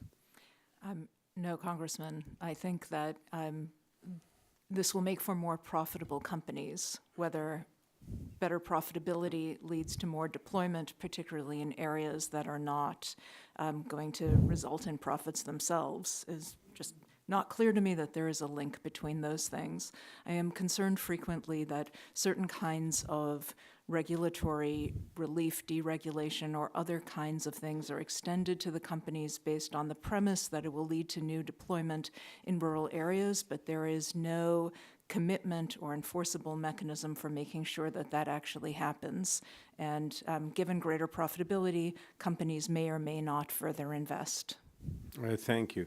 I understand that the elimination of our environmental laws will not make a meaningful difference in connecting the millions of Americans that don't have access to broadband, but I do think we need to better understand what the effect of some of these proposals would actually be. So I wanted to ask Mr. Schlesinger, if I could, in your opinion, what would be the effect of carving up longstanding environmental protections as some of the bills before us would do? Thank you, Mr. Pallone. I think that the impacts can be very big. I mean, broadband cells that we're talking about are not large environmental problems to this country. There are ways that the Forest Service and BLM on their lands could do a programmatic impact statement that would make it very easy to get any required federal approval. It's not a major issue. We have programmatic impact statements for solar. We could do it easily for broadband. And I don't think that is a big problem. However, I think we're missing the issue here. And in many of these cases, it's state and local zoning and other things that are the problem. But I think the issue that I was talking about was mainly in the LIFT bill, where we're talking about things well beyond broadband that can have large environmental impacts. And in that case, we need to keep the environmental laws strong and enforced so that people's communities are not adversely affected by large federal projects. Clearly, the FCC, as I said, has never required an EIS. There is not a big burden in this, but it is an excuse not to do unprofitable broadband in rural areas. All right, thank you very much. I yield back, Madam Chair. Gentleman yields back. Mr. Shimkus, you're recognized for Thank you, 5 Madam minutes. Chairman. Thanks for being here. An issue that we seem to continue to talk about. I'm pretty proud of my co-ops, my small telephone companies in these areas that are trying to do just that. So there is a need for government involvement to provide some certainty financially because the return on investment is just not there. I always talk about the need on the Universal Service Fund to get that right and start parlaying that towards a broadband deployment. But I think it's, when we hear the testimony, I'm sorry, I'm bouncing back like a lot of members between two hearings. When we just beat up large corporations and their profitability, we really want to incentivize these small co-ops and these small family privately owned companies to do that. I mean, to do what they're trying to do right now, and then bring competition. This came from a local newspaper just January 28th. Not that I solicited it. And I'd like to ask unanimous consent to submit this for the record. But Without objection. It just talks about a community in my district, Highland, Illinois, that because they felt they were held hostage to the local provider, they built their own fiber system. Now, the editorial is pretty good because it says there was just a report out, the Harvard University study, and they were 5th out of 27 public utilities that said, you're doing a good job. But at the end of it, it also says, but there are hidden costs. When you have a government-run system, right, the government is assuming some of those costs just on payroll and insurance and all those other things. So I just thought it was timely, and I wanted to submit that for the record because this does really segue into this debate. So I do believe regulatory burdens slow the process up, and especially for these smaller companies, whether privately or public. So that's why we did the SPEED Act, which is an attempt to alleviate some of these additional reviews, especially in the environmental and historic reviews. Now, the key to this small provision of this package is that it's in right of way and it's already being used. So it's not like new, it's not like a greenfield area. It's not like you're building over new territory, untouched, pristine land. It's using current right-of-ways and current systems, and with a focus on size. So, Mr. Gillen, can you elaborate on the challenges of environmental and historic reviews that present for deployment and how this bill might address those? Absolutely. Thank you, Mr. Shimkus. Thank you for leadership on this issue. Agree with everything you said.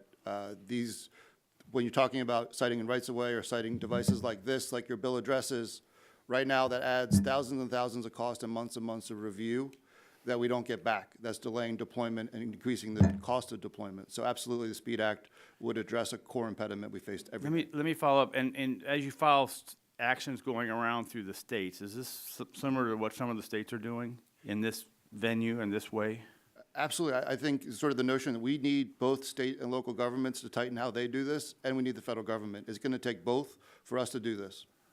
Mr. Spalter, how important it is for communications, this whole debate, a policy to apply equally regardless of technology? Technology neutrality is extremely important as we think about the opportunities of actually closing the digital divide. We support any innovation that actually will be able to deliver broadband through whatever technology that most suits a community and the institutions that support that community. What we also realize, though, is in the current moment that we're living in, that the most effective mechanism is to pull broadband fiber to as many communities as possible, and to do so needs a creative partnership that has to exist between private investment, which is on the table, with a strong partner in government through direct funding. And let me follow up with Ms. Bloomfield.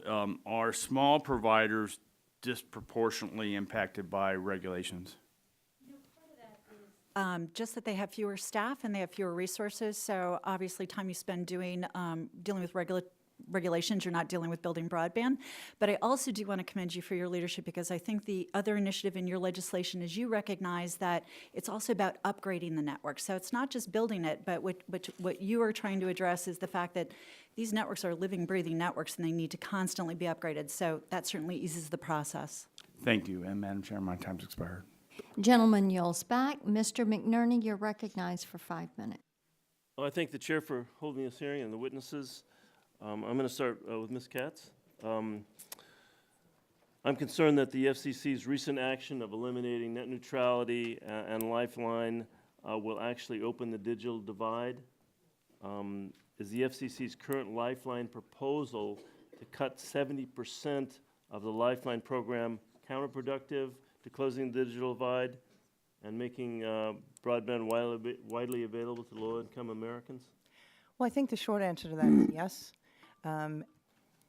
The rationale for eliminating, severely curtailing the availability of the Lifeline is that it would enhance broadband deployment, but I think that's comparing apples and oranges. I mean, this is a situation where we are trying to put communication capabilities in the hands of our lowest income people. And to take those away from them, yes, absolutely will aggravate the digital divide, exacerbate it, and have negative impacts on many different populations. I mean, there's just a lot of talk of how Lifeline phones are being used by the homeless to connect with family and find resources. And so it not only broadens the digital divide, but sort of has a ripple effect on the way we can see our most vulnerable citizens impacted. Thank you. Ms. Hovis, I appreciate your direct testimony. I heard in some places the best way to deploy high-speed internet access that Americans deserve is to go to public-private partnerships, and you stressed that in your testimony. Can you provide us with some illustrations from your work regarding the effectiveness of public-private partnerships?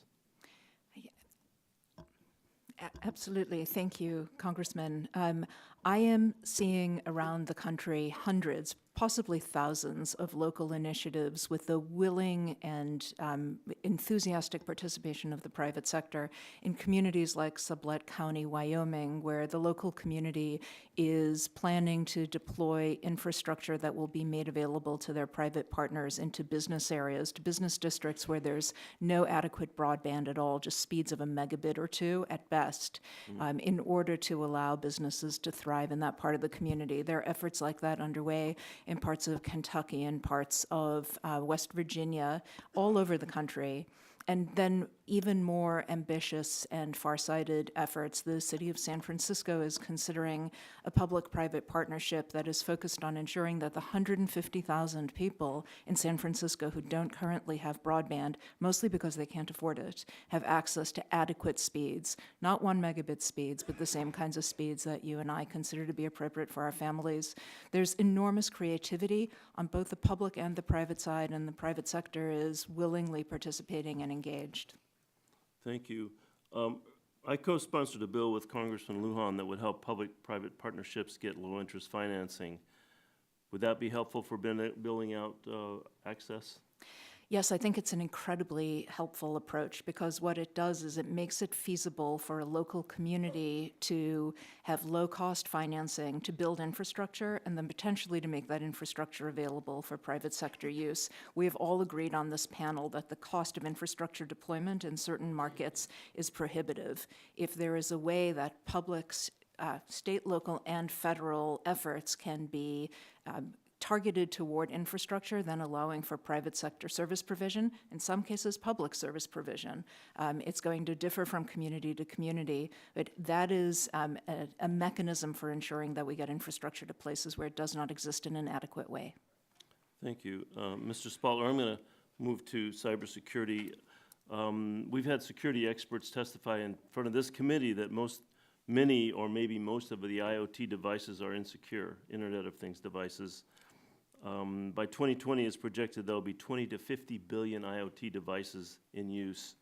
Should we be concerned about the risks that insecure IoT devices are posing to our broadband networks? It's a concern. Thank you for the question, Congressman. It's a concern that all broadband providers share, that we have to be much more focused and increasingly focused on the resiliency, the security, not only of our wired networks, but also of our wireless networks. The Internet of Things is an opportunity of great promise for the economic productivity of our country. The focus that we've been giving as a broadband community to this initiative is also being done in partnership with a broader set of colleagues in the Internet ecosystem. Our cloud companies, our Internet information technology companies, Internet companies, increasingly are joining to share the responsibilities with us to extend greater security for our broadband networks, including for the Internet of Things. And we're doing so in partnership with the Department of Homeland Security and other agencies of government that we have to work closely with to solve this problem. Very good. Well, I have a lot more questions, but I've run out of time, so I'm going to yield back. Gentleman yields back. Mr. Latta, 5 minutes. Well, thank you very much, Madam Chair, for holding today's hearing. This is very, very important. As co-chair of the Rural Broadband Caucus and co-chair of the Rural Telecommunications Working Group, access to high-speed broadband in rural areas is a top priority of mine. I believe Congress should facilitate the development of robust broadband networks by creating a regulatory environment that promotes competition and encourages innovation. That's why I introduced a resolution that expresses the sense of the House that broadband deployment should be competitively and technologically neutral. I've also introduced the Precision Agriculture Connectivity Act with Congressman Loebsack to help close the digital divide faced by the agricultural communities in rural America. And Ms. Bloomfield, if I could pose my first question to you. Agricultural operations generate significant value to the national economy and are an essential source of revenue and jobs in our rural communities. Today, modern high-precision farming requires access to high-speed broadband to support advanced operations and technologies that significantly increase crop yields, reduce costs, and improve the environment. My bill, the Precision Agriculture Connectivity Act, requires the FCC to recommend steps to obtain reliable measurements of broadband coverage in order to gain a better understanding of the true lack of access in America. It's my understanding that finding adequate, accurate broadband mapping and coverage management is nearly impossible. And so, Ms. Bloomfield, in what ways would it be beneficial for the FCC to obtain such data for the purpose of deploying high-speed broadband on agricultural croplands and other rural areas?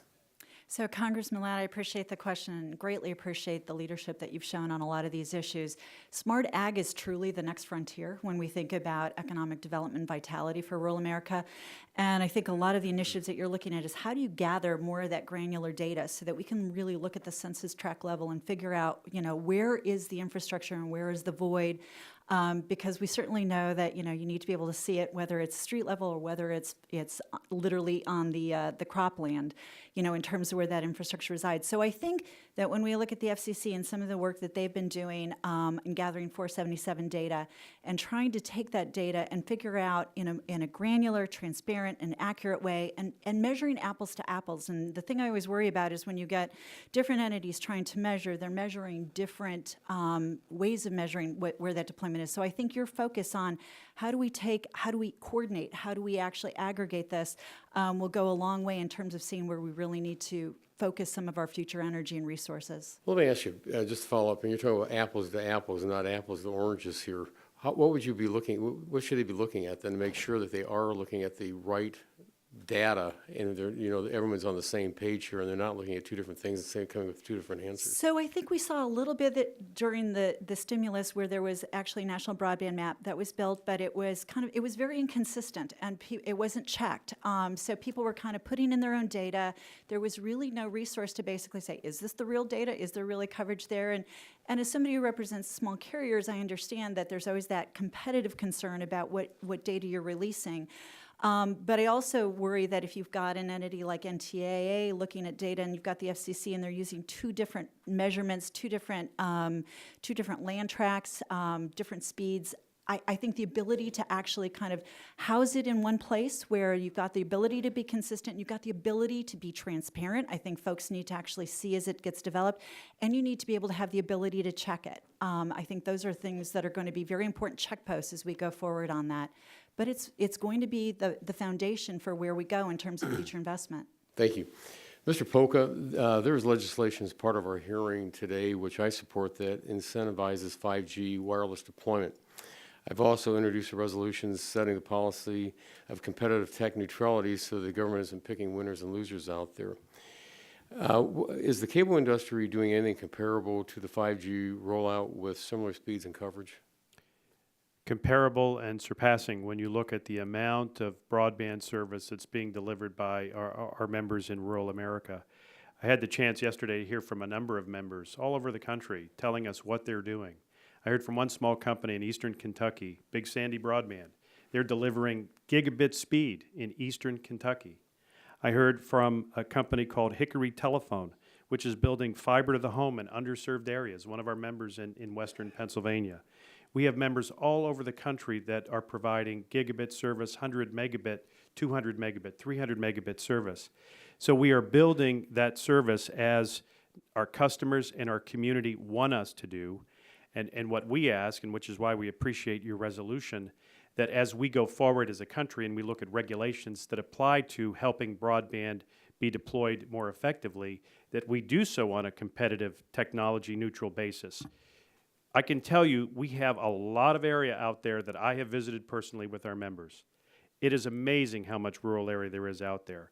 Not one company is going to solve these problems, which is why our policy needs to encourage competitive technology-neutral proponents.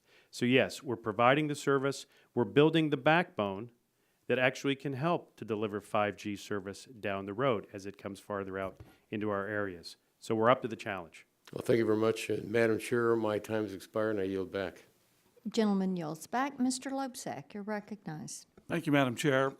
This is really great. Normally I would be asking questions earlier, but I was a little bit late. I had some things in my office. I had to do some meetings. But I got to hear from so many of my colleagues and all of you folks.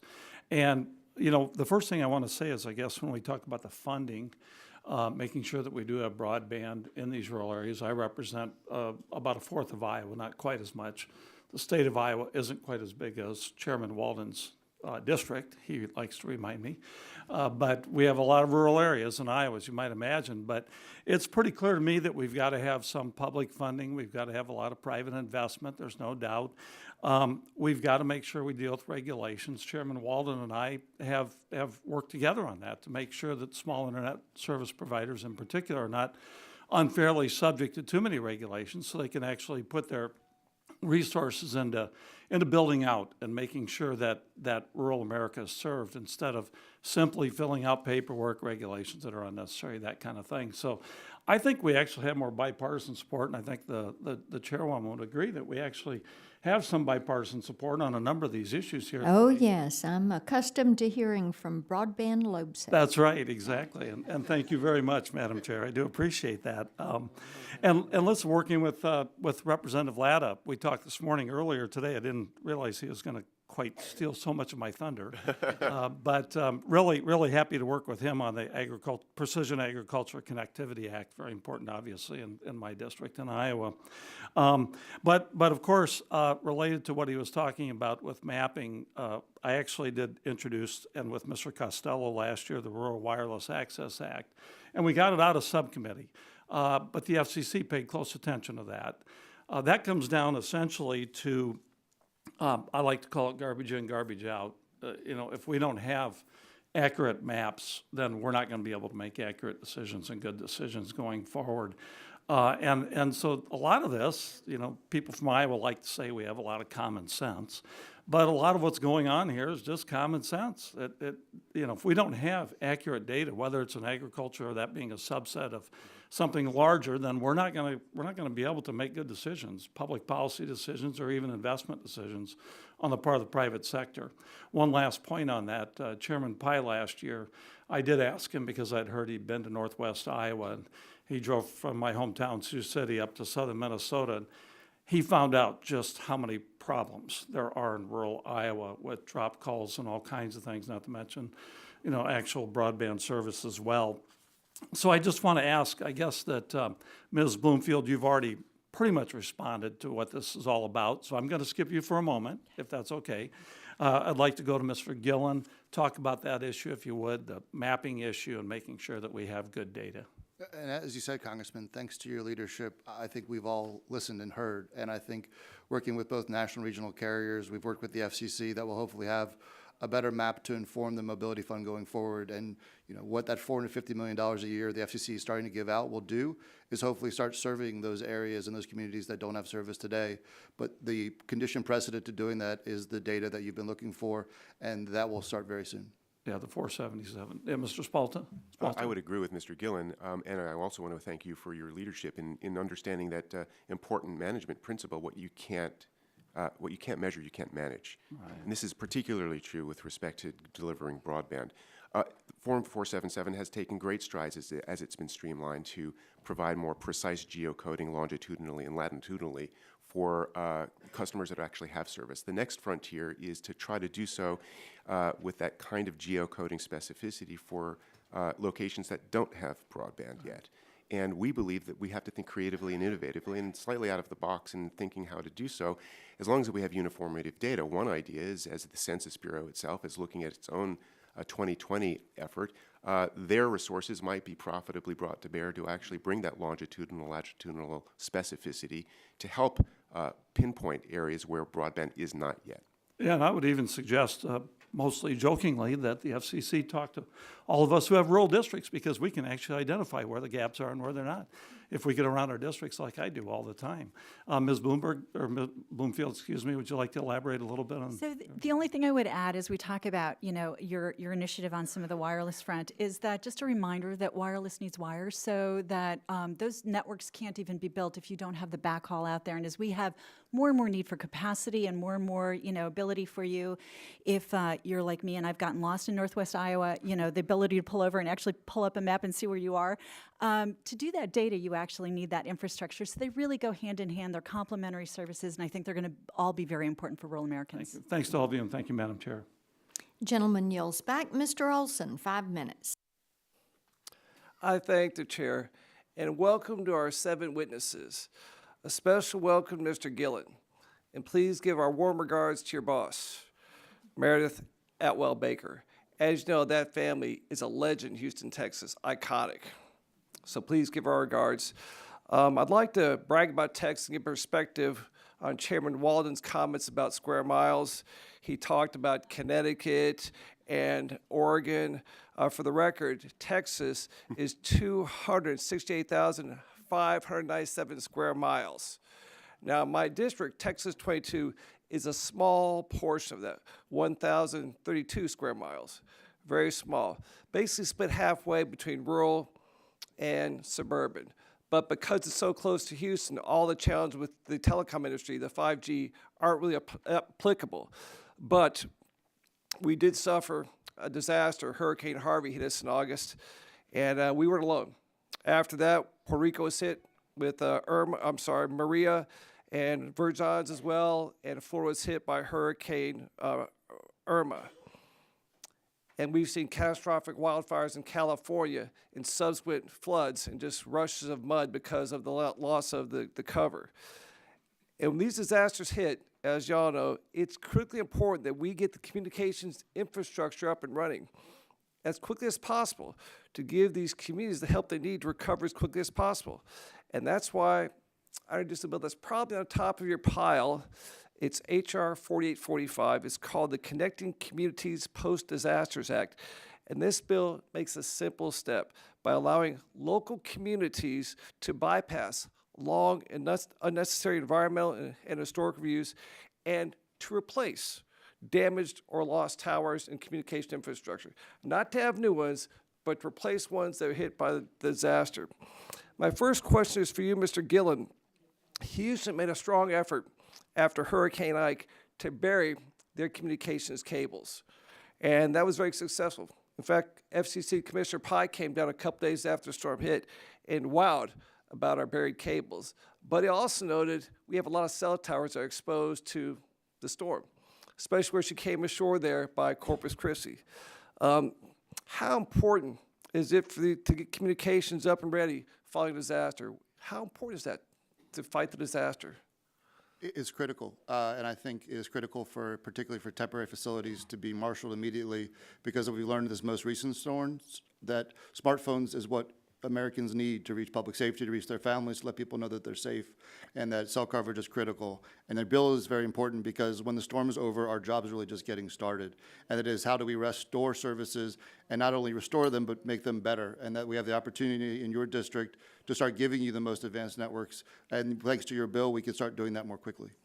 Well, thank you. And also that whole night, for 3 straight nights, got all these warnings on the cell phone about tornado watches, flood warnings. That was valuable information that was coming not from the phone lines or not from the TV. It was coming from the cell phones that my kids had, I had, my wife had, so it's very important. Do you agree that it makes sense to suspend parts of the NEPA review when we're reconstructing these telecommunications towers, the infrastructure, just to spend them a certain amount of time to get rolling quickly, as opposed to dragging this thing out month after month, year after year? To bring back your economy, to bring back your constituents, absolutely, and I think it's a very targeted relief you're proposing. Mr. Spalter, Ms. Bloomfield, any comments on this issue about disaster? I would just add that we had about 4 carriers that were in the path of Harvey, and I checked in with each one of them. Thanks to the ability to build these future-proof networks and the Berry plant and the ability to put their switches underground, we actually, every one of my companies that were in the path actually were able to be up and running instantaneously, actually never even lost service, so very important.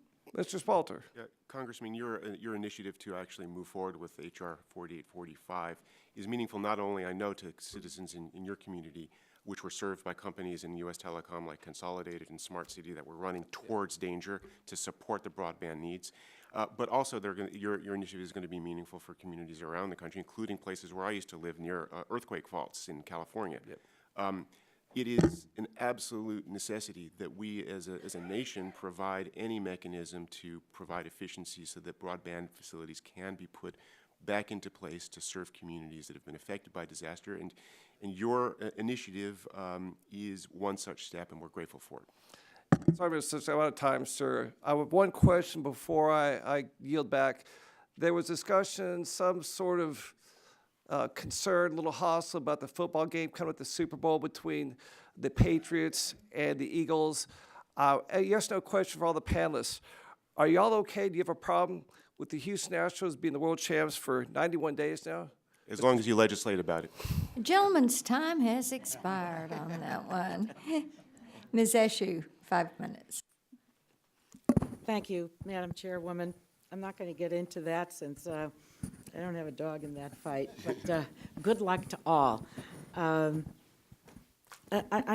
you, Mr. Olson, for bringing up some of the issues that are related to disasters, and I know there was a response here, but I think that it's important to note that in the fires in Northern California, in Napa and Sonoma counties, the cell phones didn't work. Life is not tidy. I mean, fires just don't occur between the time people get up, maybe 7 o'clock in the morning, and retire at maybe 10 o'clock at night. Were it not for the public safety people actually going door to door and banging on doors in the middle of the night to arouse people, to get them out of their homes, and they fled in their nightgowns and their underwear. That was it, because the fires were even at the back of their houses, and their roofs had started burning. So, and the other alert was dogs, their own dogs barking so much that it awakened them. So we can't live in a bubble that we have something, this one, which I think is wonderful. It's an American invention. It's a computer in our pocket. But we shouldn't allow ourselves to dream on and say we have something and it's going to alert everyone. So we have to think outside the edges of the envelope, but I want to thank the gentleman for raising that. I want to go to Ms. Hovis and Ms. Katz. I had to go downstairs for another hearing of the Health Subcommittee and wanted to come back and ask a few questions here. What do you think are the biggest impediments to deployment that you see in communities? It's certainly in rural communities. There are many specifics that belong to rural communities, but you spoke very clearly about the Hartford area. I was born and raised in Connecticut, so it's nice to have someone from Connecticut here. Just outside of the Hartford area, actually. But I think what the committee needs is some pinpointing by you of specifics that will actually remove impediments to employment. Now, I mean, it's a softball question because I have legislation on it, and neither bill costs a dime. But anyway, to both of you, whomever wants to go first. Want to do it alphabetically? Thank you, Ms. Eshoo. I couldn't agree more about the importance of some of those particular issues. And we've talked a lot about rural challenges, but I would say that there are some very acute urban challenges that unfortunately get a lot less discussion. I think sometimes they're not even recognized. For example, small business areas in urban and suburban areas are remarkably less served in many cases than residential customers, and that is because the traditional footprint of the cable industry, to its credit, was to go to all of the residences in a community. That is great in most metropolitan areas because there will be a phone company provider and a cable But company you see all the provider. advertisements on TV for the commercial side. Come do business with us, and we're the ones that can serve your small business the best. So If the infrastructure is not there, it's going to be incredibly costly to get the infrastructure there. A large business will be able to afford to pay whatever it takes, but a small business that can spend $79 or $99 or $129 a month, there's simply not a business case for the private sector to build best-in-class infrastructure to them. That's not a slam toward the private sector. That's how private investment works, and the private sector is doing exactly what it should. But I think there is an undiscussed conversation that should be had about the fact that small business areas struggle at remarkable levels, as do very low-income neighborhoods in many cases, because there's simply not business case for upgrade of the networks. Thank you. I want to go to your Yeah, if I could just. seatmate there, because I have 30 seconds. Sure, if I could just add to that, the reason we focused on Hartford is that we were contacted by Hartford officials who'd done a survey of their small businesses and found that they were unable, for the reasons Ms. Hovis was discussing, to connect to the internet because they were being quoted prices of $8,000, $9,000, $10,000, $30,000 for a street crossing.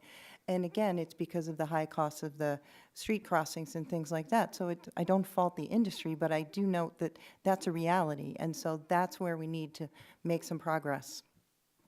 Well, I think that that's very helpful.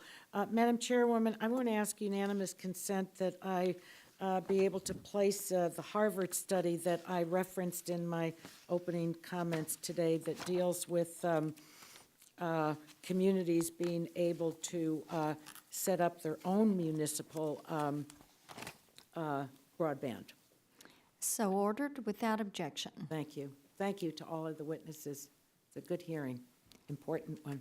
Gentlelady yields back, and now the gentleman leading our broadband expansion effort, Mr. Johnson, you're recognized. Thank you, Madam Chair. I appreciate it. And this is such an important hearing. I can tell you, living in rural Appalachia, I hear all the time about the urban-rural divide. It's very, very real. Places that businesses will not come into because they can't get access to their suppliers, to their customers, provide training for their employees. You've got children that have to go to another county or to another local township or to a public library to get access so that they can do their school projects.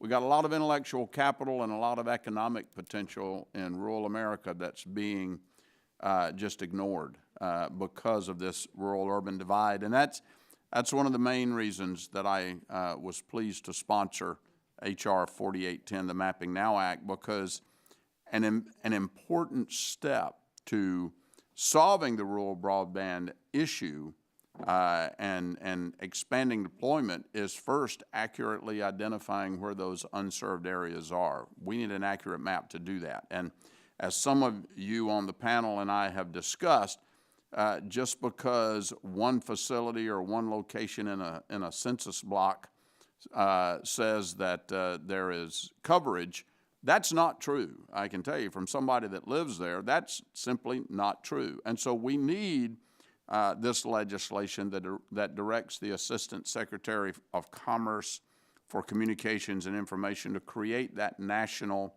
broadband map and reassert NTIA's authority to do so. Many rural areas in Appalachia, Ohio find themselves on the wrong side of that urban-rural divide.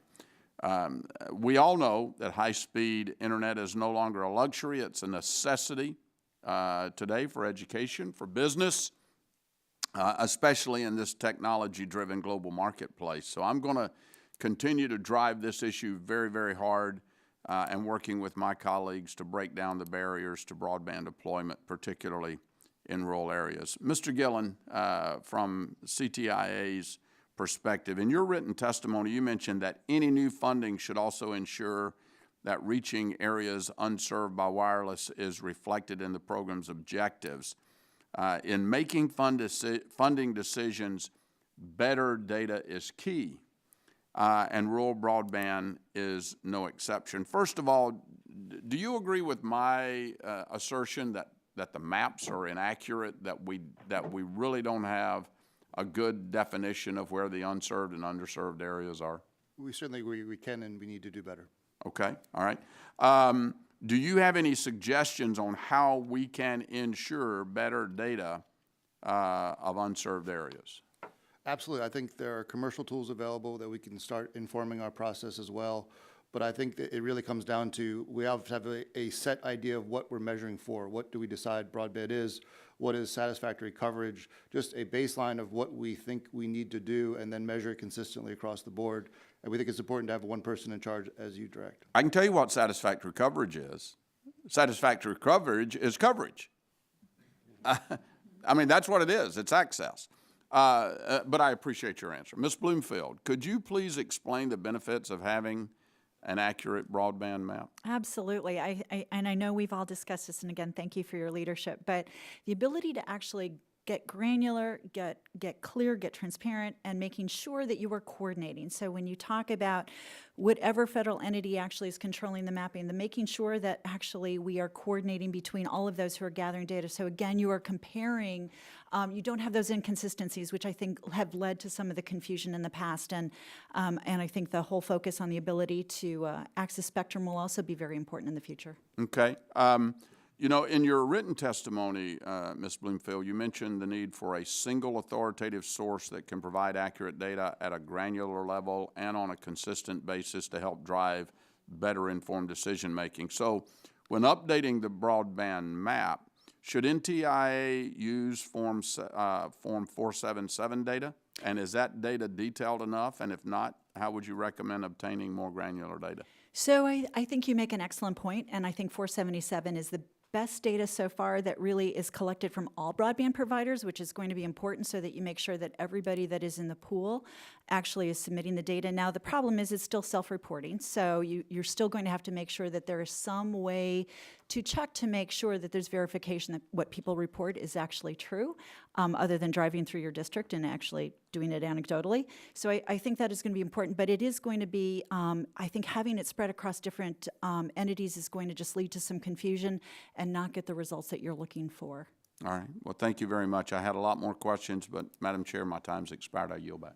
Gentleman yields back. Ms. Clark, you're recognized for 5 minutes. I thank you very much, Madam Chairman. I thank our panelists for their expert testimony here this morning. This Congress, I've had the honor of introducing and establishing the Congressional Smart Cities Caucus, along with my colleague, Congressman Darrell Issa. As co-chair of this bipartisan Smart Cities Caucus, I know deploying broadband in our cities is critical. We in Congress must do more to make sure that, first of all, this deployment is ubiquitous, but to address the 10 million Americans in urban areas who do not have access to broadband as defined by the FCC. And that's why I've co-sponsored the Connecting Broadband Deserts of 2018 with my colleague, Congressman Bobby Rush. Under this legislation, the FCC will be tasked with reviewing the state of deployment in urban broadband deserts and will be required to take action to help speed deployment if it is not occurring at a reasonable pace. So, Ms. Katz, what types of issues, and we heard a little bit about this when the question was asked, I believe it was by Ms. Eshu. What issues do we currently allow to fester when we assume that every part of a city is already connected, and what could we do to help address these issues? Well, thank you for your leadership and thank you for the question. It's an excellent one. I talked a little bit about the homework gap. We've seen continuing impacts on small businesses. There's also in my testimony report we did on that issue. And so we see that you continue the cycle of lack of opportunity for these areas when they don't have access to broadband. This panel, it's delightful that it's almost undisputed that it's a utility at this point, that everybody needs access to it.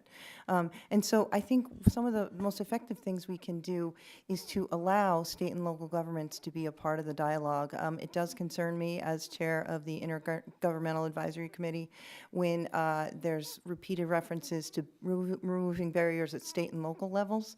And in fact, state and local governments are trying very hard to move the needle on these things. For example, in Connecticut, we've been working for years on a single pole administrator, one-stop shopping for connecting to utility poles. That's one of the things that is most expensive. We're also working, very important for smart cities, dig once policies. How can we coordinate on the digging up of streets? These are very important but very complex issues, but these are some of the initiatives that state and local governments are working on. Very well. Ms. Hovis, did you have something that you wanted to add with respect to this concern?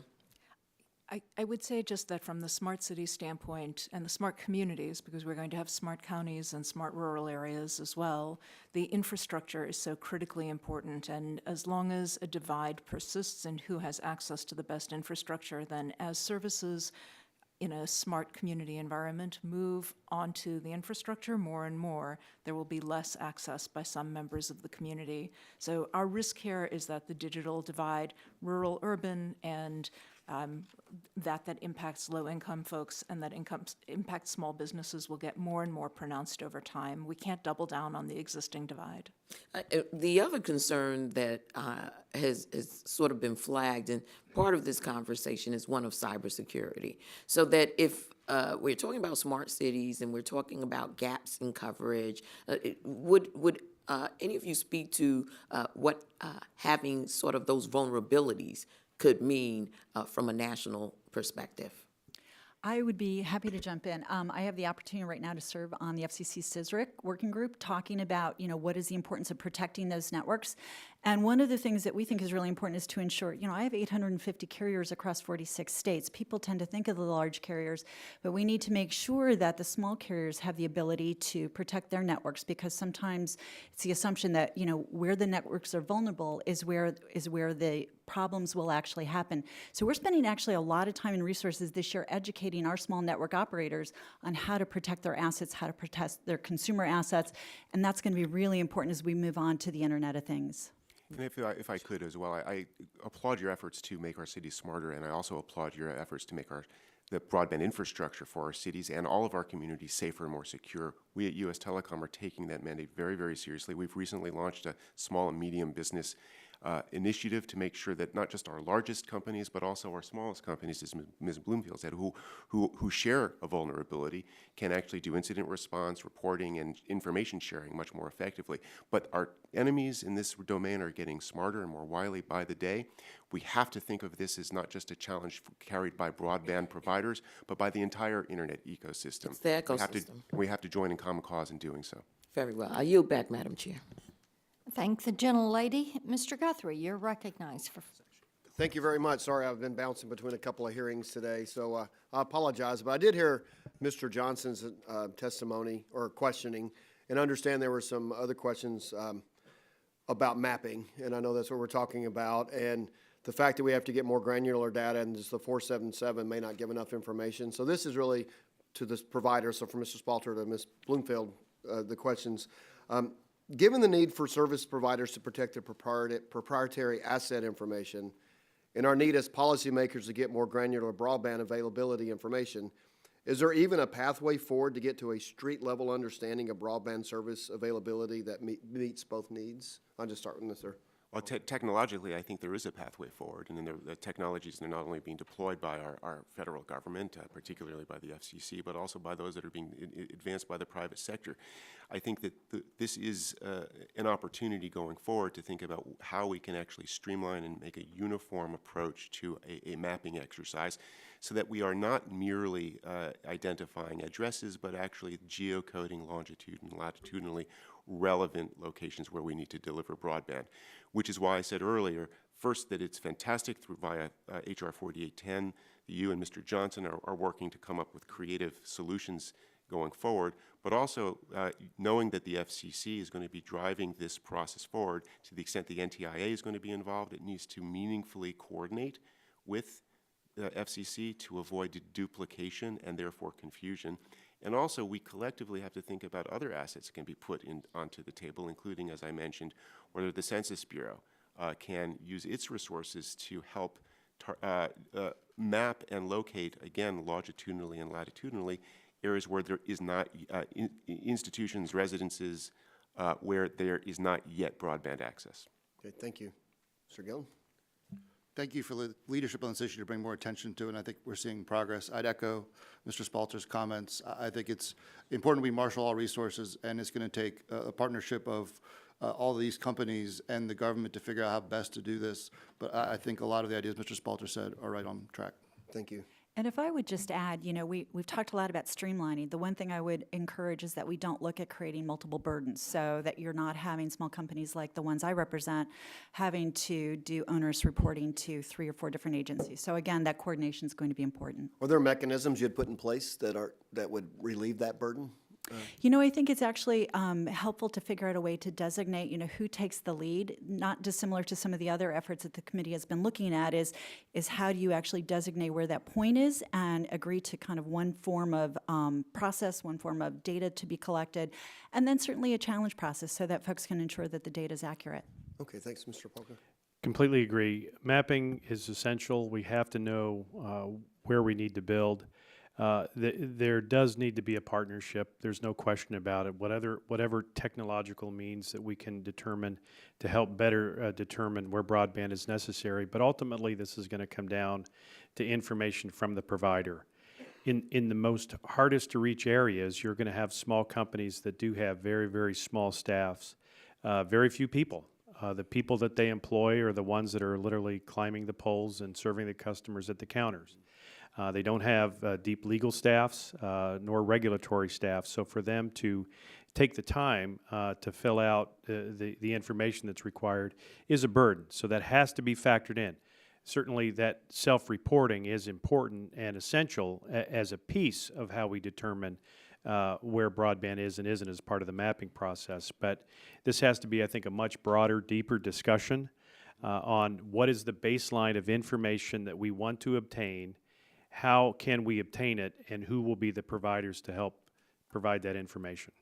So from some of the previous mapping efforts, the SBI mapping that the NTA administered from 2009 to 14, what are some of the deficiencies and maybe lessons learned that can be applied? I only have about 45 seconds, so y'all, the providers can go as you want to go. But what are the deficiencies in that, and what should we do different? I would say paperwork. I mean, it's as simple sometimes as paperwork. When you have forms to fill out, again, by small companies who do not have the background, the regulatory, the legal background, even then determining more particularly census blocks, census tracts, obtaining the data, the cost of the data to even populate the maps. It's extremely difficult for small companies to accomplish. It's vital, but here again, it has to be part of a public-private purpose to deliver that information. Thank you very much, and that's my time's expired. Now you're back. Mr. Collins, you're recognized for 5 minutes. Thank you, Madam Chair. I would like to thank you also for just holding this hearing and having such a diverse group of witnesses. Broadband access, as we all know, is important to our rural communities as our reliance on the internet continues to grow. Unfortunately, some states like New York are now working to complicate this issue, but we'll set that aside for a second and say I'm at least glad to see some bipartisan bills here as the subject of this committee hearing. And as we focus on infrastructure, the inclusion of broadband is something that I bring up again and again. It's not just roads and bridges and airports. 65% of my district, 8 counties, very rural, a lot of dairy farmers, are certainly underserved. My bill, H.R. 4798, is the bill that considers inventory of assets for Communication Facilities Act of 2018. Let's know what we've got. Let's at least make it easier for some of the smaller carriers. Somebody, when we introduced this, made the comment, well, don't the big guys already know what we've got?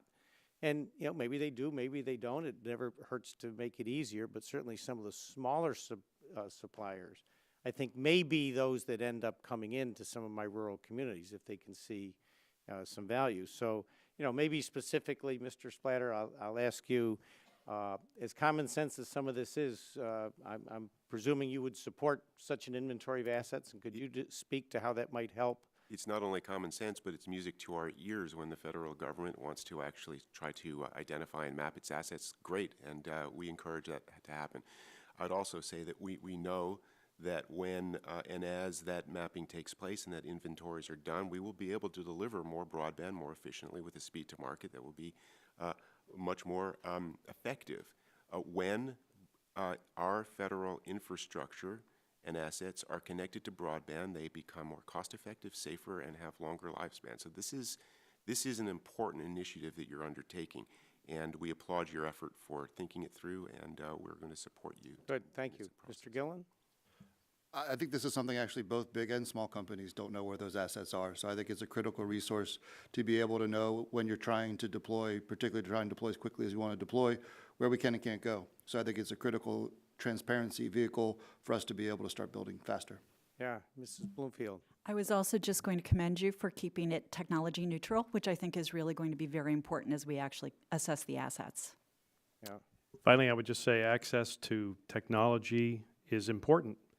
And if, particularly for a smaller company where you have fewer customers per mile, but the cost of technology that you need to deploy the same mile of broadband is just about the same, whether you're in rural New York or in the middle of Manhattan.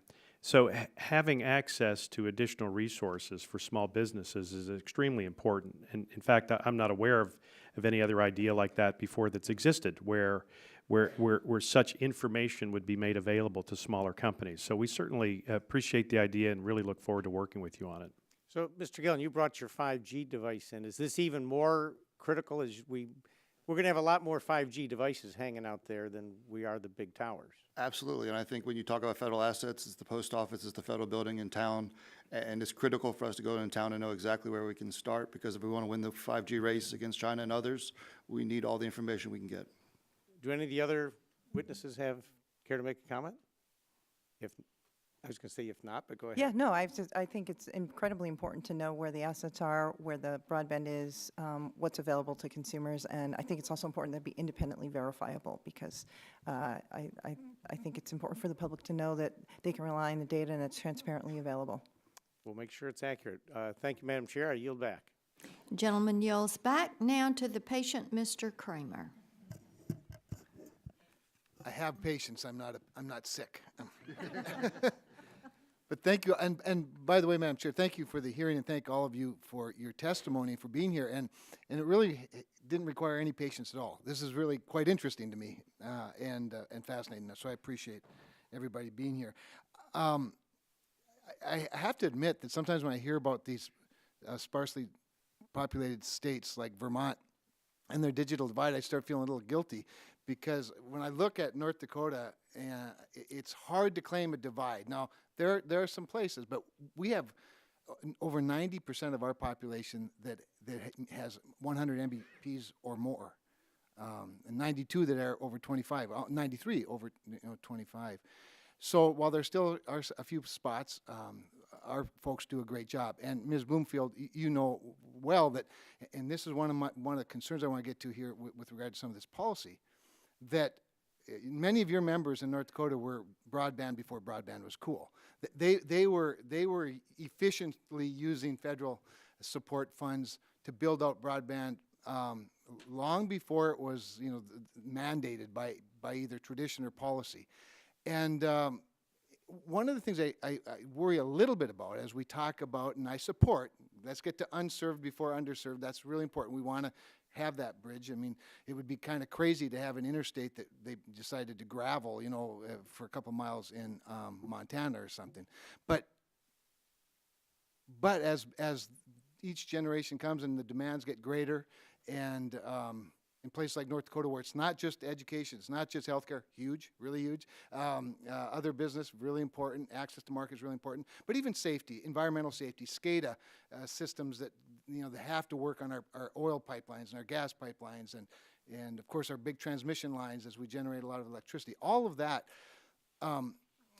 will require upgrades. And so as we talk about the efficient deployment of federal funds, I want to make sure that we have protections for upgrading as well. Does that make sense? And maybe I start with you, Ms. Bloomfield, to comment, and anybody else who would like to. You are absolutely spot on, and again, thank you for your leadership on all of these issues. And I think people are always surprised that North Dakota actually is probably one of the most fiber-rich states in the country, because when you look at that landmass, it's pretty amazing. But in part, when you're really that rural, you actually see what broadband can do to kind of narrow that gap that geography creates. So the ability to do telemedicine, the ability to actually bring communities together to do economic development. And then when you had the oil industry coming in, the ability to make sure that that economic enterprise was absolutely able to be supported. So the fact that you're focused, because people get so focused on building and they forget about the fact that you've got to maintain that network.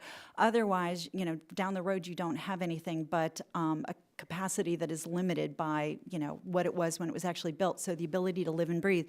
The other thing that I would tout, particularly in a state like North Dakota, is the ability of the carriers to collaborate with one another. They've created DCN, a state fiber network, the ability for them to realize that all boats rise. If they are able to build that infrastructure out further, all of the carriers in the state actually benefit from it, and the state itself benefits from it. Well, I might just to add a couple of statistics for others to comment. There are only 3 states that have less population density than North Dakota, but there are 20 states and territories that actually have less connectivity than North Dakota. So it can be done. But I also wonder, some of these other states have a lot of federal lands, and we've been talking about that. We do not. We have some, but not a lot. It's not a barrier for us. I think state policy does matter, and while I agree that communities ought to have some, you know, competitiveness about how they, and some control over their own regulation, there should be a minimum standard that makes sure that the country is connected as well. But Mr. Spalter, you wanted to comment? Well, I couldn't agree with you more that the cost of maintaining and upgrading networks for underserved areas is only escalating. It's a multiplier of what the build costs actually are. And we know that particularly as we're seeing this extraordinary spike in the data that's being put through these networks from an increasingly small number of actually internet companies that are sending video to customers around the country, that this is even becoming more profound. So I completely agree with your insight, but also your initiative via 4832 to not only think through opportunities to serve communities that have been impacted by disaster, but also to better serve communities that already have broadband. Yeah. Well, I think we've certainly learned some things in the last year that can be helpful in that. So why not apply it across the board and avoid special circumstances? Anybody else? I would just offer, sir, when you talk about upgrades, it's really, really important to remember how these upgrades are accomplished. One of the things that I mentioned in my comments were about, you know, this sexy issue of pole attachments. It's incredibly important when you have either, you know, whether it's an attachment to a pole or a conduit. It seems like our policy is anytime something new happens to the pole or the conduit, that is a new starting point for a long application process, for fees and other things of that nature, rather than saying, how can we simplify this process? One touch, make ready. Simplifying this to make sure that we get attachments on the poles, internet lines through the conduits to get broadband out there faster. So I hope you factor that into your thinking as well. Another reason not to nationalize anything. With that, I yield back. Gentleman yells back. This hearing is so popular today, we have UC'd Mr. Tonko onto the committee for his questions. Gentleman is given 5 minutes. Thank you, Chair Blackburn. Thank you, Ranking Member Doyle, for hosting this hearing today. I hear from constituents across my district all the time on the need for broadband expansion. I was excited to see that the Access Broadband Bill included in today's discussion, which I've sponsored, is part of the focus. But I fear that we don't have the time to have an in-depth discussion on many of these important issues. I'm proud to have worked on this legislation with Congressman Leonard Lance and thank the bipartisan group of members who have co-sponsored the legislation, including 8 members of the Energy and Commerce Committee who have worked together and agree that this is an issue worth supporting. I also want to thank Jonathan Spalter with U.S. Telecom for your call to action to move forward on vital bills like Access Broadband that offer responsible solutions. I have engaged with industry and many organizations and believe this is a bill we can all work on together and support. Chair Blackburn and Ranking Member Doyle, I ask that as we move forward, we take a closer look at pieces of legislation like Access Broadband that have strong bipartisan support. Let's have a discussion on what we can improve, and let's move the bills forward. H.R. 3994, the Advancing Critical Connectivity, expands service, small business resources, opportunities, access, and data based on assessed need and demand, or Access Broadband. That acronym took a bit of work, would establish a coordinating office for federal broadband resources. It would use existing resources to streamline management of federal broadband resources across multiple agencies and simplify the process for small businesses and local economic developers to access them. Broadband internet access is often the difference between success and failure for students doing homework, job seekers training for a new career, doctors reading a medical scan, or entrepreneurs starting a small business. However, to date, the federal government has done a poor job of tracking broadband deployment. Currently, there is no comprehensive system that tracks where federal dollars are going and how the funding is impacting communities. Investments are made with little accountability and oversight on behalf of the taxpayer. So, Ms. Hovis, can agencies do a better job of coordinating federal resources? And what are some of the current problems we see with a lack of coordination? Congressman, I think coordination would be exceptionally helpful. It's obviously not a simple matter in any large organization, whether public or private, but it would be helpful not only because we'd be collecting better data of all types and knowing exactly how public funds are being spent and the impact they are having on the broadband environment. Federal government's a big buyer of services, and so its dollars are being spent to deploy infrastructure in certain places and to make it more economical in other places. Would be helpful from that standpoint, but it would also be helpful with things like, and I think many of my colleagues have spoken to this sort of thing, knowing where public assets are, knowing how public assets can be used. An example of this would be that there is, at the state and local level, I think, some confusion among private companies, but also departments of transportation about whether assets built with federal funds for transportation purposes can be used, excess capacity can be used for broadband purposes, whether public or private. Clearing up some of that confusion, having coordination among different levels of government and among different government entities would be enormously helpful and time-saving. And obviously, that coordination could unlock more broadband development? Yes, I think it could. I mean, that information is always going to be better, and lack of information, like a map that is insufficiently granular or lack of information about what different agencies are doing and spending, makes it just that much harder to plan in an efficient and pragmatic way. And a question for both you, Ms. Hovis, and Mr. Spalter. Can we better coordinate to simplify the process for companies, for small businesses and local economic developers to access federal resources? Well, I think we can, and I must say, Congressman, that the Access Broadband Act is an innovative step towards unlocking that opportunity.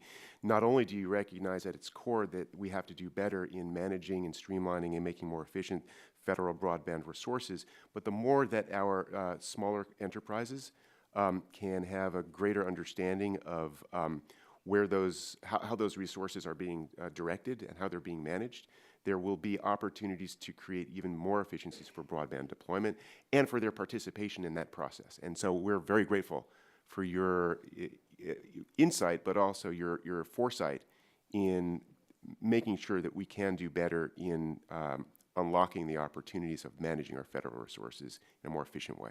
Thank you. And Ms. Hovis?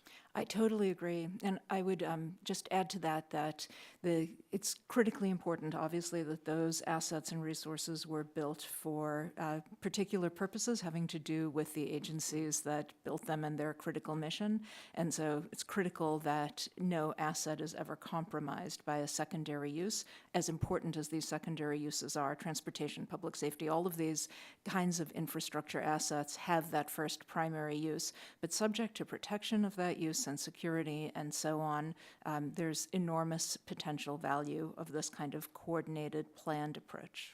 So I would assess that the federal government, knowing where it spends on Broadway and understanding the impact on broadband and the impact of this spending, are going to provide a lot of direction as we go forward.